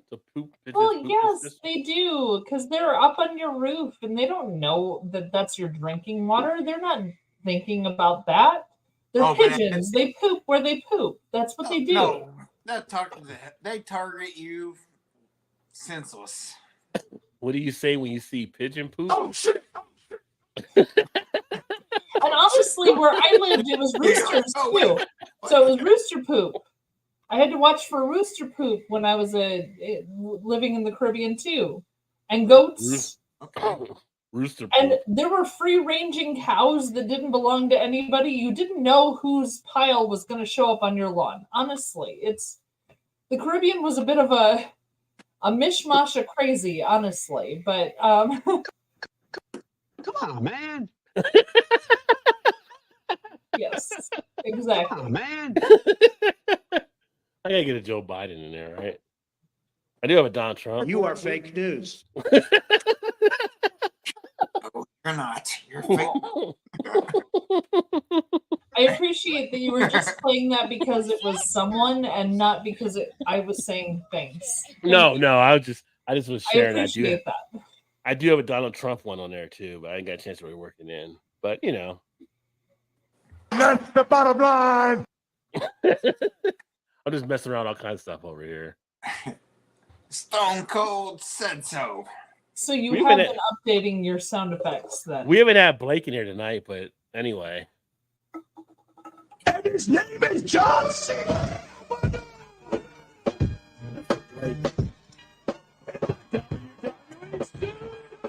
You can't see me.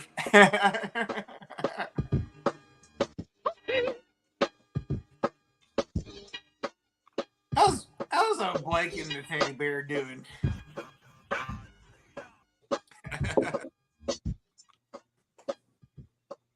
That was for Blakey Blake. There you Yeah. go. Which I do get. They're doing another season of Peacemaker, which I haven't watched the first season. I did like John Cena's character on Suicide Squad, though, so I may check out that series. My wife just got into watching Jack Reacher too, which I haven't watched yet. But she really Oh, you haven't? Yeah, I need to. We're almost done with the latest season, so it's pretty good. People don't clean their containers, so mold can affect the water. Plus, it could be a breeding ground for mosquitoes. But once again, I believe that because the government can't make money off of it. Yeah, it's like weed, right? They can make money off of it for a while. So, yeah. Were you using a cistern? Lost Island of New England outpost? I lived in the British Virgin Islands for 3 years, and we had a cistern there for 2 apartments in 1 building. So, yeah, I was using it in the British Virgin Islands. Desert style island, not Caribbean, like lush jungle style. But we had a lot of things that could get into the cistern that we didn't want in our drinking water. So that did not connect directly to our drinking water. It went straight to the shower and the washer dryer. And that was it. Yeah. She was down in the islands, my friends. Excuse me, yeah, man. Come on. So, fun thing. I'm going to type a thing. They had an election down there for local officials at one point, and one of the local officials, he put up a sign in front of the grocery store that I had to walk past on my way to and from work. I'm posting what he had as his running slogan right now. This was actually written on a banner that was right in front of me. Let we do this thing. Let we do this thing. Let we do this thing. That was his running slogan, as because he's saying we can all come together and do the things that we want to accomplish, but let we do this thing was his running slogan. So I gotta say, one of the best slogans I've ever seen. I thought that was wonderful. I was down there when Obama got elected, which was kind of funny because the Caribbean went fucking crazy when Obama was elected, by the way. They went nuts. Like, I was down there and people were celebrating for days when Obama got elected president. Yeah. Like, they were so excited that he was elected. And this guy was like, let me do this thing. Like, you know, he was kind of going for it. It was very cute. I liked it a lot. I was unfortunately not able to be involved in the elections down there because you have to live there for 25 years before you're allowed to vote. Oh, wow. That's a long commitment. Yeah, no kidding. Well, you know, it's kind of funny because when I moved down there, you fill out all the paperwork as being a person from another country who's living in this country to, you know, do a thing. The thing or a ting? A thing or a ting? Just ting. But the actual governmental word for a person who is from elsewhere living there to work was a non-belonger. I was officially a non-belonger for 3 years. Oh, This look is at a that person with who Chew there. obviously does Non-belonger. not belong. They were very straight on that. I was a non-belonger. That is the proper term in the British Virgin Islands for a person who lives there but was not born there. You're not So welcome yeah, to this thing. I got to be a non-belonger for a long time. You can make a It's song about weird that. to call myself a non-belonger, but I'm a non-belonger. Yes. A non-belonger. What's up, Sam? Cheers, homie. Yes. Sam, you be I was a non-belonger down there too. non-belonger. LOL, Sammy. Yeah, non-belonger. Meant to say hello again. Yeah. Cheers, brother. Brother from another mother from down under over in Australia. Cheers, homie. Cheers. Cheers. You were still a non-belonger in this household. There you go. Chew laying down the law. The cats have enough made that saying very that, clear. The Chew. cats have made that very clear. It's not you, it's the cats. Oh, the cats are fucking evil. No, the cats just want pets and food. They're food and pet mongers. is Wow, what they- Chew, you coming at mallet like that? Yeah, he is. Shots fired! Shots fired! Yes. Yeah. That's just wrong, Chew. That's just wrong. You know, it's so funny because I didn't even get upset at him for saying that. Definitely. Even as you're saying it, like I'm like, oh shoot, I should have been upset about that. Oops. I should have been insulted, and nah, Chew doesn't insult me. All these years, I can't get insulted by him. So hopefully you're doing well, Aubrey, as well. So great to see you. I'm Yes. just getting back from a little COVID bout, so it's been a couple weeks since we've done a show, and For sure. Mal's getting over the flu or whatever else Chew gave her. So He did. He gave me the flu. He had it for 5 days. I had it for 12 because fuck him. So that could be taken two ways. Chew, don't be giving Mal stuff. Come on, man. I know. You can't be doing that. Or stop giving me the flu. So she, I'm more worried about not getting the flu from him. I'll get other things from him. That's fine, but I don't want the flu. Giving her the flu. That ain't right, man. That ain't right. Chew walking away. Mm-hmm. He's like, I'm done. I know. You deal What a with bastard. it. You deal with it. Him licking all those handrails in Chicago, like his immune system's fucking crazy. Like he can eat baled stuff that's been sitting out all night.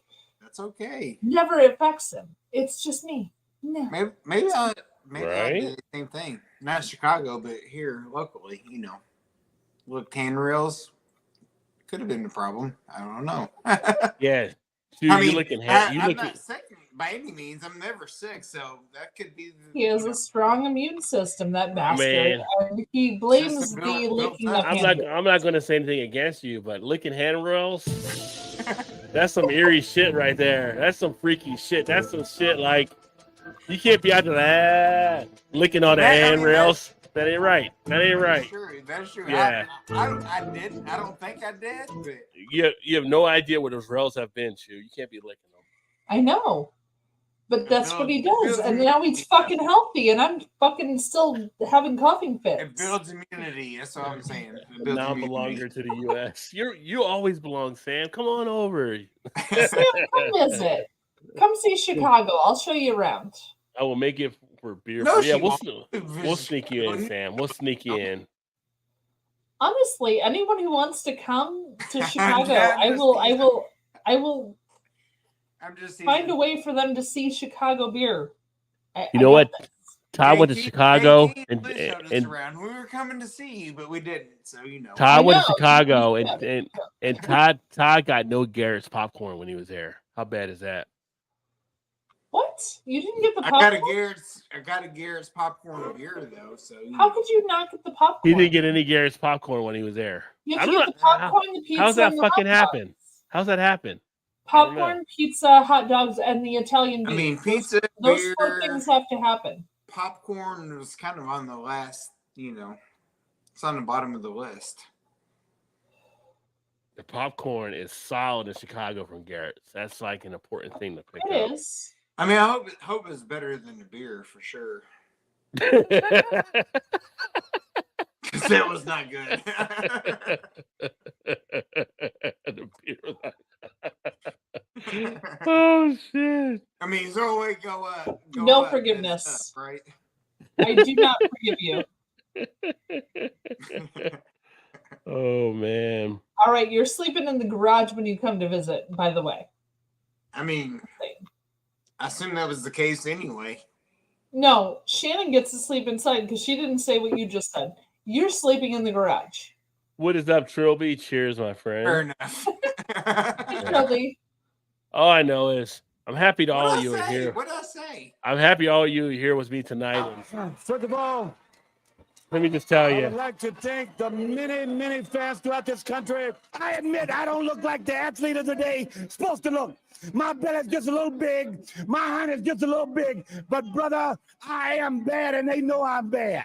That's right. I want you at home to know my hand is touching your hand for this gathering of the biggest body of people in this country, in this universe, all over the world now, reaching out because the love that was given me, and this time I will repay you now.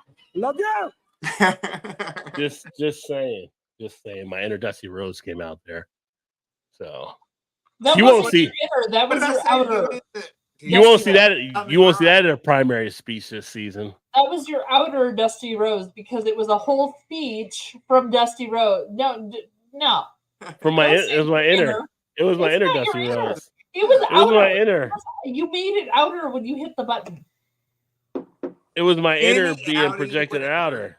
Yeah, you're an outer. Oh, you didn't know? Your ass better call somebody. Because that's how I roll. Oh, let me see here. Where the fuck am I in comments, by the way? You had morning all, and now Kirby Phil likes to lick windows. Why is everybody licking things out there nowadays? I mentioned she doing it. Now they're all like, "Oh, I do that too." Is it Windows? Is it Windows 10 or Windows 11? I don't know which Windows is I think Phil it's licking here. windows, like the glass windows. Oh, actual Windows. Actual actual Windows. windows. I think so. Sometimes distance make the heart grow fonder for the beer. That is. I like that, Aubrey. Yeah, I like that. cheers. Yeah. Or ski lift rails like Dumber and Dumber. No, There ski you lift go. you can freeze too. You don't do that one. Plus licking other people's cell phones. Why is everybody Okay, licking? so Chew Come on, Chew. had his best friend's cell phone in his hand, and she said something, and like her husband's a germaphobe, so Chew, trying to be funny and freak out the germaphobe, licked her cell phone because someone said what the cell phone screen has the most germs on it, right? Like more than a toilet seat, more than a lot of things, you know, your cell phone screen has the most germs on it. So he licked her cell phone.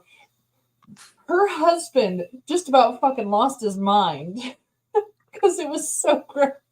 Did you get sick? I was not there for this situation. I did not witness this happening, but my husband, he has a tendency to put himself in the path of germs. I guess hoping that he will be stronger for that. Honestly, not so much. I think he might be right because honestly, every time he gets sick and I get it, I have it twice as long. And so I think something he's doing is correct. It's like, you know, subject the kids to chicken pox when they're young, right? You have the chicken pox parties. That's a thing. That was the thing. Yeah. So I'm wondering if maybe what he's doing is the correct thing because honestly, every time I get sick from something he has it for half the time that I do. So I start to wonder. I start to wonder. I feel like the more I learn about you, the more I feel like emotional, damn it. I can't get things back That's after why I learning have out all about the you. videos. Chew keeps surprising. He keeps the gift that keeps on giving. I actually heard him laugh at that one downstairs. As soon as you played that, I heard him laugh. Emotional damage. Mariano's popcorn. Emotional I damage. have not had that one. I'll have to consider that when I'm back in Chicago again because Garrett's is what I like. But Mariano, any comment there? Mal, have you had that? Mariano's popcorn. I mean, say it blows away Garrett's. That's a big bold claim right there. See, you always lead me down the wrong path. Garrett, Can we go back to calling you emotionally damaged? Is that something we can go back to? Because I know he's listening downstairs. I can hear it. My beer just whispers, "Slow down." That's Not fair. today. Beer sometimes says that. Yeah.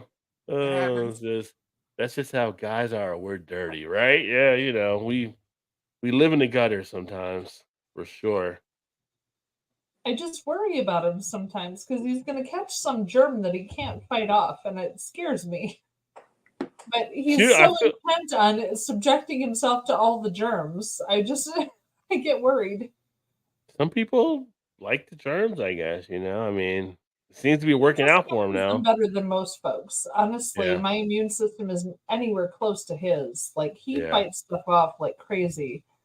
I mean, I've seen him eat things that should never be eaten. I've seen him be in close proximity to things that he should not be in close proximity to. And that man is so damn healthy. I'm shocked. Like, if we chose to have children, I hope they get his immune system, for goodness sakes, because wow, it's just nuts. It's wrong. Well, I mean, yeah. All I know is I appreciate everybody being here, and hopefully.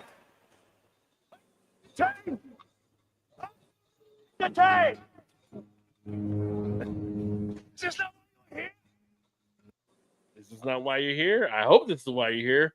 We're trying to do what we can. So yeah. Actually, you know why I'm here? I'm here to hear Turnaround. Why do you want to hear Turnaround so much? Because it makes me laugh every time. It makes me laugh every time. Like, there's no amount of sober or drunk that I am ever at where that sound clip you have doesn't make me laugh. It makes me laugh every time. You know, the funny thing is, like, we were here at the time, the phone kept ringing or whatever. Like, I would love to see like some type of psycho type. What's that psycho? Was it the like the paranormal activity take place? Like I would we talked about the phone that was ringing that episode. Like, it was weird. It kept trying to call you or whatever. But I would love to see some more. No, my phone was playing music. It was playing music. It kept playing music. Randomly. Had the app closed. The app was closed. It shouldn't have been playing music, but it kept doing that. And then stuff was falling out of the closet. See, I would love stuff to fall from behind you because we can't see in front of you. But if it fell behind you, we can be like, everything turn around.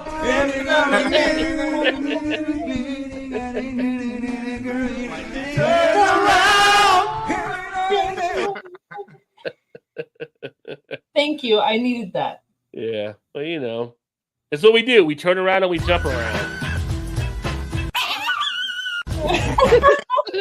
That's what we do. That's what we do. Jump up, and get down. Oh, for those of you that tuned in and might be new to the channel, this is what we do every Thursday night. Champagne or girly drinks, we drink beer and beer and beer, beer, beer. No champagne or girly drinks, we drink beer and beer and beer, beer, beer. That's just what happens. That's what we do. Mm-hmm. Thursday night. Early drinks. 8 p.m. Eastern every Thursday night. Shut up, Todd. Damn. You're not allowed to say girly. It's in the thing, but come on. Best song ever. Right? I don't even know where I found that. I found that somewhere. Sure, if it's guys only, but no, I'm sorry. I drink beer and beer and beer, beer, beer. So you want to talk girly drinks? It's right there. Fucking beer. It's kind of like that was the song. That wasn't me calling you out. That was a song. Oh, I feel like I got him to defend himself. Look at that. I haven't gotten the emails yet about that being like people upset. You know, we talk about all in the family, all kind of stuff. I guess in today's society, that could be kind of something bad. Like I mean, it should be, I guess. Like put on a girly drink. Saying girly drinks. First of all, girls are children, and girly drinks would be Kool-Aid, lemonade. That would be like non-alcoholic. No, you could have alcoholic drinks. Like there's some alcoholic drinks that guys would consider more girly. Only if you consider a girl a woman. A woman is old enough to drink the alcohol. A girl is not. Girly drinks. Well, if you're R. Kelly. Oh, fuck R. Kelly. And beer. Girly drinks are lemonade and Kool-Aid. And soda. But there's some mixed drinks that have the foo-foo type thing where people would consider them to be more girly type drinks. I'm not saying it. I'm saying foo-foo. A girly thing is foo-foo's like a girly type thing, you know. I'm sorry, is foo-foo a girly thing? Really? I think it is for some people. I'm not saying it's me. I feel like I'm just saying they're out there. Okay. I'm saying some people like, you know, you get like a little umbrella pink type drink at the bar where your fellas, they're going to be looking at you like, what's that girly drink? What is that girly drink you're actually drinking over there? About ready to set the record straight. Yeah. They call it a guy is like, they call it a strawberry daiquiri. It's like, whoa, we don't do daiquiris. That's a girly drink. You know, it's cute that you're saying girly drink, but honestly, I'm a girl, or I was a girl a long time ago. I'm a woman now, but my drinks. I'm not saying me. Scotch and beer. I'm just saying beer. And honestly, I could out-drink most of you fuckers on Scotch any day. So, like, just saying. Well, I'm saying most of them. I'm not saying it's a girly drink. I'm saying some people will perceive it as a girly drink. I understand from being on the bartender side of the stuff before. That would be kind of some guys will look at it being a girly drink. Girls can drink a lot of guys at their table. Rod, we are in great position though, in the fact that you understand how that some people perceive is a very dangerous situation in the fact that keeps people out of neighborhoods, that keeps people out of jobs, that keeps people out of different things. So you and I are in a similar situation as far as some people perceive it this way. Well, you know, sometimes it's not the girly drinks that you got to watch out for. Yeah. Honestly, I told you, I drank scotch, neat, splash of water, and I drink my beer. Not the girly drink, girly drink, Just saying. It's like when some of these guys go to a brewery, which I love you bunches, but I'm gonna point out when there's a thing. Just saying. Oh no, you're right. But it's like when guys go to breweries, and you might have seen this yourself. And they're like, hey, what beer should I try? Blah, blah, blah. And you give them a recommendation, and they turn around and ask a guy. Like, your recommendation wasn't oh my God. Yeah, that happens literally all the time. Right. And it's like, literally all the time. Didn't I just tell you? Like these people I'm suggesting it to, they don't know how beer is brewed. They don't know where the hops are from. They don't know anything about beer. And they're circumnavigating me and going to Sega or Bryn or one of my like servers because he's a guy. And it's like, no, they don't know as much about beer as I do. So fuck yeah, have fun. But yeah. Take this and spin around on it. And before I worked in beer, my last job, I was an office manager at a truck and trailer repair facility. So I worked specifically with semi-truck mechanics and semi-truck drivers. And when they would come in and say, I have a problem with my truck, where's the mechanic I can talk to? I said, no, you're talking to me. I'm making the job listing. So tell me what the fuck's wrong with your truck. And they would say, oh, that thing on the side of the truck, the black thing up high, it's like, I said, oh, your air deflector? Yeah, got it. Thanks. Like, they didn't even know what the names of the parts of their truck were. I did. Get your ass out of my office. Get out of my Are office. you kidding me right now? Your air deflector, the skirt on the air deflector was problematic. Okay, that's cool. I can fix that for you, you asshole. Like, no, I was the guy in called the back. princess. I was called princess. I was called cupcake. I was called sweetheart. I was called darling all the time. And it's like, no, I know more about your truck than you do. Shut up. They're like the little thingy. So I have been and done on a lot of the fronts as far as male dominated like where you would expect to find men working. Yeah, like male dominated professions. Yeah. Thank you. No, that was the word I was looking for. I think it's an age thing for sure, because like Shannon's dad will call and be like, got a problem, something to talk about, and she'll answer and she's like, let me talk to Todd. I'm like, and she'll go, he don't know no more than I know. He's like, that's fine. Just let me talk to him. He'll talk to me. I'm like, yeah, I don't know what you're fucking talking about. I just heard her say that. I was like, I don't know what you. What do you? I'll listen to you, but I don't know what you're talking about. So it's okay. Yeah, it's funny. Is people are what they are. Like my doctor's like, I'll go to my new doctor. I came to Baltimore, and I got like, I think all of them were like women. And they're like, "Are you okay having a woman?" I don't give a fuck as long as they know what they're doing. Like, don't bother me none. But some people are like, "Oh, I gotta have a male doctor." Blah blah blah. I was like, right. I'm good to go. Like, as long as you know what you're doing, I don't care. Exactly. Yeah.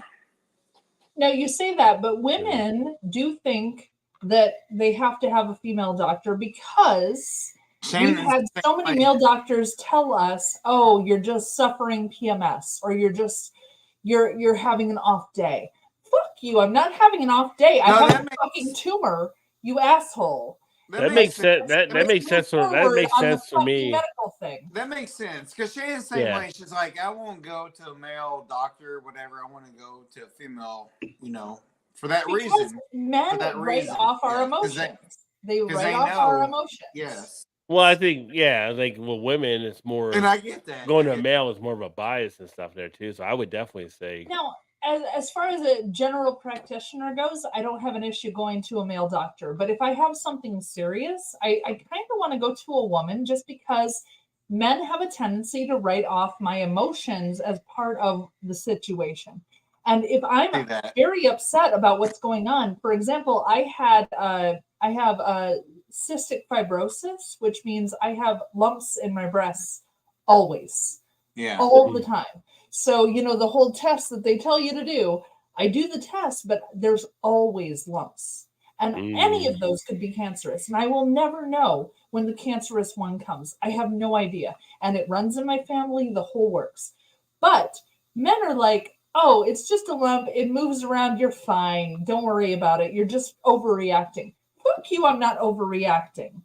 I know what my family history is. I know what my health situation is. I know how I'm feeling. And let's get this checked out. Are you kidding me right now?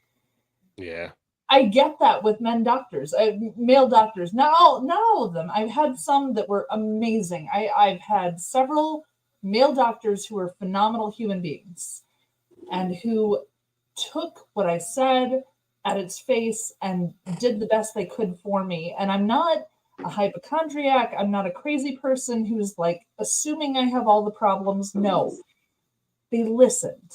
And it's tricky to find a male doctor that does that for women. Honestly, it happens. Sure. It does. There's always a dichotomy there where men don't necessarily think the same way women do. And it can be problematic for sure. Yeah, no, definitely. I can see what that plays into it. And like I said, it's like there's also like a bias side part where if you don't know, you're not open to it. Women are going to be more open to it because they deal with it a lot more than what men do. Right. So yeah. Well, okay. So I've been watching this some YouTube videos that were like people try PMS simulators. Have you seen these? I have not seen those. Sort of. Yeah. So PMS cramps are intense and problematic for a lot of women. They created a simulator that was like patches that you put on your abdomen, and they contract the muscles in a way that is similar to how people go through PMS. And they had a woman and a man separate, like they were in the room together, but she put on the things and went through, and she was like, oh yeah, this, like at level 7, she's like, yeah, this is a normal day when I'm on PMS. And when she got to level 15, she was like, okay, this is like the bad day. This is the really bad day.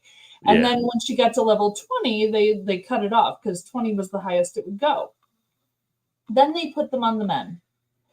And the men, when they got to level 4, were losing their fucking shit because they were like, what the fuck is happening? Like, I can't handle this. Like, the men did continue on to the higher levels and got up to the level 20, which, but every single couple I've seen watched go through this, the men is always like, I can't believe you go through this once a month. Like, seriously? Because it's ridiculous. It's kind of like nature. Like, we have to go through it. Like you don't have a choice. Like, you're born into it. It's just how it's going to happen. And you're stuck with that. And it's fine as long as you know what's coming. And so these men whose muscles have not been preconditioned to deal with the pain that exists in that situation, their muscles were going fucking nuts because their muscles couldn't handle the contractions that were happening due to that. So it was just really interesting to watch this thing where the women went through it first, and there's a girl at level 17. She's like, oh, this is awful. This is awful. Okay, 18. And it goes up to 18, and she's like, oh, frick, this is terrible. Okay, 19. And they go up to 19, and she's like, oh my God, okay, 20. And they go up to 20, and she's like, okay, I'm done. Thank you. And she takes off the things and hands it to the guy, and the guy's like, well, she got through that okay. By level 8, he was crying. Level 8, he was crying. And it's like, no, there's a reason that we're persnickety and problematic during that. We're in pain, fuckers. We hurt a lot. It sucks. I don't challenge that. I can't deal with anyone else's bullshit when I'm in pain. I just can't. Yeah. Chew, cut that shit out. Oh no, he's actually pretty good. The moment I say I need a cup of tea and my heating pad, he's like, no, he's good. Yeah. He's not gonna bug me. He's gonna stay in like 4 days. Do my thing. Yeah. And he's gonna bring me a thing now and again to keep me happy. So he does a really nice job. No, it's good he does that because I don't know about the cream of tartar. He's added into popcorn. I've never heard of tartar being added to popcorn before. You're right. So. No, cream of tartar is the best. You gotta I've never heard of added to popcorn. I'm serious. I've never heard of that before. Tartar is fish. Tartar is fish, right? Like, I'm like, how do you get to the popcorn? No. How'd you come up with that idea? No, you're thinking of tartar sauce. No, that's the same thing, right? Animal. It's a powder. Cream of tartar is a spice. It's gentle. It's nice. It's easy. No, just. It's not tartar sauce like. Okay. No. It's not tartar sauce. It doesn't taste like tartar sauce at all. I'm like, what the hell is Chew doing there? I mean, licking the bars are one thing, but putting tartar sauce in the popcorn, that's a whole different thing. It's not tartar sauce. It's cream of tartar. It's different. It's like saying curry is turmeric. That's not the same. Turmeric gives it the color and slight flavor, but barely there. But curry is the flavor. So, no, cream of tartar, really good on popcorn. Okay, we'll have to consider that there. It's really good on popcorn. Sammy's hiding because he's scared of your trilby. I don't know where Sammy disappeared there. He might have jumped over to Alex's thing. I haven't been on any subway here, so I've not been on the DC or the Baltimore subway. Best song ever was Turn Around. Turn around. Chick drinks. You talking about Mal drinks? Yeah. Chick drinks are beer, scotch. Oh, talking about That the is chick chick drinks from earlier. Yeah. How about if a drink just has a girly name? Okay, I can argue that one because if you have a girly name, What's up, Nerdy? Nerdy, welcome to the channel, my friend. Nerdy. Hey, Nerdy. What would be a girly name with a drink, though?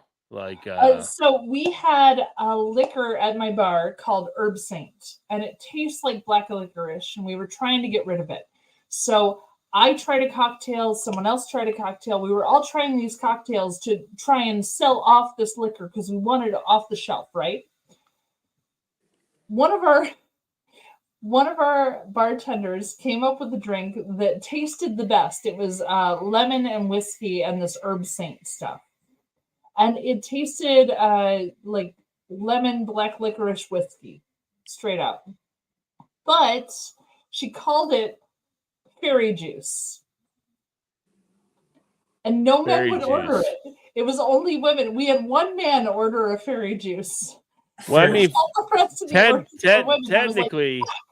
technically, fairy juice may not just be a woman girly drink. I'm just saying. I know. I'm just not saying that. I'm just saying the name she gave it made men not want to order it because it sounded. Did the one guy that drank it was he a? It was like a lemon whiskey sour with black licorice, and then they rimmed the glass with colored rimming. All right, okay. They rimmed the glass with perfect name. Perfect name now.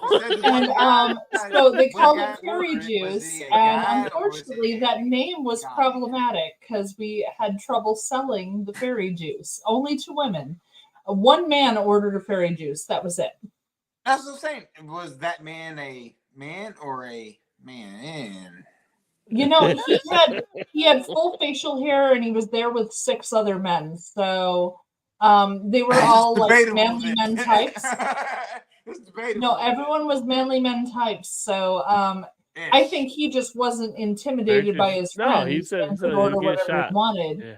But no, it's good. No, it's good. No, he was not intimidated by his friends, I think was the thing. But he was the only person that was male that we spilled the drink to. Yes. Yeah. Well, shout out to him for enjoying it for sure. Right. Yes. Good for him. It's a damn good drink. I just want the fucking Herb Saint off my shelf. I still have like this much left in the bottle, and I can't. So why is it just a women drink? I don't consider it a girly name because if you're asking about a girly name, I don't know if that'd be a girly name. Because of the name? I mean, maybe some guys perceive it that way, but I don't think it'd be a girly name. What, fairy juice? I was wondering, like. Yeah, I don't think fairy juice would be a girly name. Well, apparently our customers thought different. I think it could be. I think it could be a name for maybe a community type thing that they might have felt uncomfortable ordering it, but I don't think it's a girly name. It was like fairy drink, whatever. Like, what's the ABV? What's this? Okay, sign me up. I'll take it. I'd get it. I mean, hell, but I eat Lucky Charms. So, you know, it wouldn't bother me none. With marshmallows or no? I like marshmallows. Oh, you gotta have a marshmallow. You gotta have a marshmallow. Right? It's what I'm saying. So sign me right up. We'll drink the shit out of it. The way you said it made me think of Ricky Bobby. Like, you like marshmallows in yours? I like marshmallows in mine. You gotta have marshmallows. Hell yeah, man! I want the rainbow. Right. Yeah. Oh, you know. Yes. Oh, damn! Todd's shit on Chicago beer. No, damn, Todd's just messing around there. Todd loves Chicago beer. Pink squirrels are the best. I never had a pink squirrel, but a pink squirrel is a cocktail that he had in college, and nobody's been able to recreate it. So he doesn't know what was in it, but. Pink Squirrel was a pink martini style cocktail that he had in college that he hasn't been able to find ever since. And though it's a girly name, he loved them. So Chicagoanians need to take notes so you know. Pink Squirrel cocktail recipe. I got it right here. Let me tell you what it is right now. So oh shit, Rajay. To the Okay. rescue. You're going to do 3/4 ounce of creme de Nil. Creme de what? No. Noyaux is French. NLY? Noyaux. I'm going to put the link in our private thing here in a second. 3/4 ounce of white creme de cacao.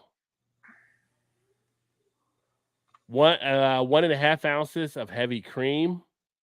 Okay. Garnish with a freshly grated nutmeg. Where's the pink? I didn't hear Sounds like a pink in there. milkshake. I'm going to put it in here, and you can still. You're going to add the creme de Nil with white cream, cacao, and heavy cream into a shaker filled with ice. Shake until well chilled. Strain into a chilled coupe glass. Garnish with freshly grated nutmeg. So, I will put the link in the chat here. If I can get over to it, I can scroll back up. And then you're able to get that over to him. And that's the recipe for it. Okay. I will do that. That is the pink squirrel. Let me see. Let me make sure. Let me pull up. I'll pull up a picture of it here, just to make sure. Oh, it's a that very way, pretty picture. because Chew is watching, and Chew can comment if this is what it looks like from what he remembered. But here is a picture of it right here. Ooh, that's so pretty. So pretty. So pretty. It is pretty. So right there in the martini glass. Yeah, I mean, yeah, I might put that in a girly drink, but you know what? I would still taste it. I would still drink it. I don't care. There you go. So that is the drink that Drew was talking about, the pink squirrel. Yeah. So just like that, find a recipe real quick, because that's what I do. I solve things. I find things for people. Just ask Rajay. Inquiring minds want to know. Just ask you. Fuck, man, where was I at over here?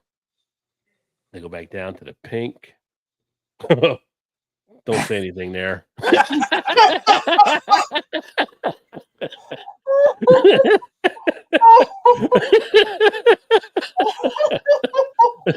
was terrible. Terrible. I like the women that are named after drinks. Well, there you go. Liquid Gold just walked in the door.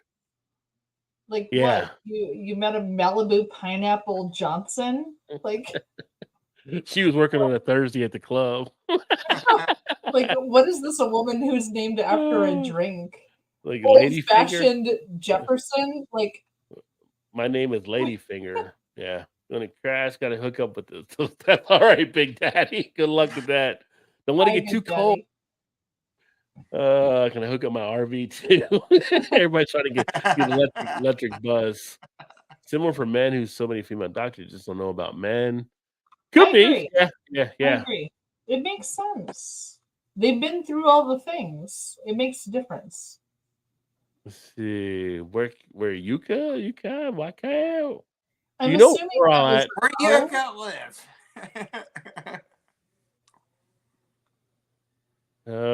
We never think the same, but I never let my daughter go to anyone other than highly rated by the woman doctor. Yeah. I mean, to me, it just makes sense to do. I mean, for me, I don't really, I feel like as long as I get a trained professional, I'm good to go in that regard. I mean, I never really get sick though, too. If I had a lot of issues I had to worry about, I might be a little different. Right, yeah. Professional, but you have to realize that people take men at the word. Always. People don't do that with women. So there's women have an issue situation there. Whatever the cost of insurance, I don't get. Costs do come into play. Yeah, you got to be a network. Popcorn should be sweet. Well, you have the caramel and the cheese popcorn together. That's my way, Chicago style. Yeah. Berry juice does sound like a girly name. I guess you could call the same thing something like demon juice and see who buys it. Well, demon juice, I think guys will buy demon juice, I think. Yes. I thought about that, and I feel like if we revamped the thing and did it as demon juice, I think it would sell better. But guys would definitely buy that. Closer to the fall. So I think in the fall we'll do it as demon juice and see how it goes. But I love that. She says looks similar, but when I remember it was a little less creamy looking. Oh, okay. Well, I mean, that's the recipe they had off of liquor.com there. There's another one here on the Spruce Eats has another one, and let's see what they say. 3/4 creme de Nial liquor that I mentioned, 3 ounce, same thing, same recipe. And this is the one they actually had there. Let me see here. And go back. Share screen. So this was another site, and it's the same recipe they actually had. That looks like strawberry quick right there too. I mean, yeah, kind of looks the same though. Yeah, it looks the same, but less like froth on top. Less froth, but they got the same recipe in play. Different angle of the camera, I think. Yeah. I mean, this is a low ABV kind of drink because it's just dealing with liqueurs as well. So you're not getting That's a heavy. why he was able to have so many of them. True. Very true. He was having a good old time. Oh yeah. It was college. What are you gonna do? Yeah. I mean, he thought it was like the 1920 roaring 20s again, probably. He's out there dancing up a jig. I know. Yeah. I have one of my bartenders right now trying to do a drink that has raw egg, like the egg white. And I'm like, sweetie, I don't know if we really have the capacity to handle doing the egg white drinks right now. And she's like, I know, but I want to compete with this one because we do competitions for our bartenders. Yeah. And I'm like, I know, but if you win, we have to do raw egg white drinks for 3 straight months until yours is not winner anymore. 3 months? I'm a little concerned about doing, well, yeah. So every 3 months we have a cocktail competition where our bartenders compete for the top 3 cocktails, and those top 3 cocktails go on the menu. And it's cute and all, and it's really nice. So the winner, the number 1 winner, gets a $100 bill, and they're the top cocktail on the menu. Yeah. And we have 3 cocktails that switch out every 3 months based on what our bartenders come up with. It's fun, and it's good for the staff because they're having a good time and trying to improve their craft, and it's good for them, right? I like that. But doing one with egg white scares me a little bit because I'm worried that all of my bartenders are not going to be as careful with the egg white and how long it's in the fridge and when it has to come out and how often it gets ordered. Because if it's not getting ordered that often, that egg white is probably bad and you need to. So I'm a little concerned about one of my staff doing an egg white cocktail because I'm like, oh, sweetie, please don't. I don't want to deal with the dating on that. Just the whole, it's a lot. What if you use the carton with egg whites only, the carton? Well, that's what she was using. That's what she used for the initial thing. But again, in order to have those things, you have to realize we're a tiny brewery. We're mom and pop owned. Yeah. When my bartenders say, "Hey, I want pomegranate juice," or "Hey, I want gherkin dills for the thing," I have to go to the store and get those things. And so there's a part of me that's kind of like, no, let's keep it simple, please. So I don't have to go to the store every 3 days to pick up the ingredients for a cocktail. But I feel like those egg whites in a box last forever, though, don't they? Or no? Until you open them. But once you open them, they're fucked. So once they're opened, it's a problem. So there's a part of me as a manager that's like, God, I don't want to go to the grocery store every 3 days. I really don't want to go to the grocery store every 3 days. And it Please becomes don't make costly me do if you don't this. sell enough of them, where buy more of the whites than what you're selling. I know. I know the value of what she's trying to do. I also know that I don't want to go to the store 3 times a week for her. Right. As terrible as that sounds as a manager, I really don't want to go No, to and the then store 3 times that's a what I'm week. saying. Like cost effective Uh, probably makes sense. You know what I mean? Like yeah. Chew, here's another variation. Ooh. Oh, this looks different. So this is the pink pretty. squirrel. that does look different. So this is the third of the creme de nil, also now called the creme de almond or almond, if you prefer. Ammon. You still got the third cup of creme de cow plus extra for rim in the glasses if you desire. Well, it looks like it has vanilla ice cream. Yeah, this one has a 2/3 cup of vanilla ice cream, and you can do the maraschino cherries.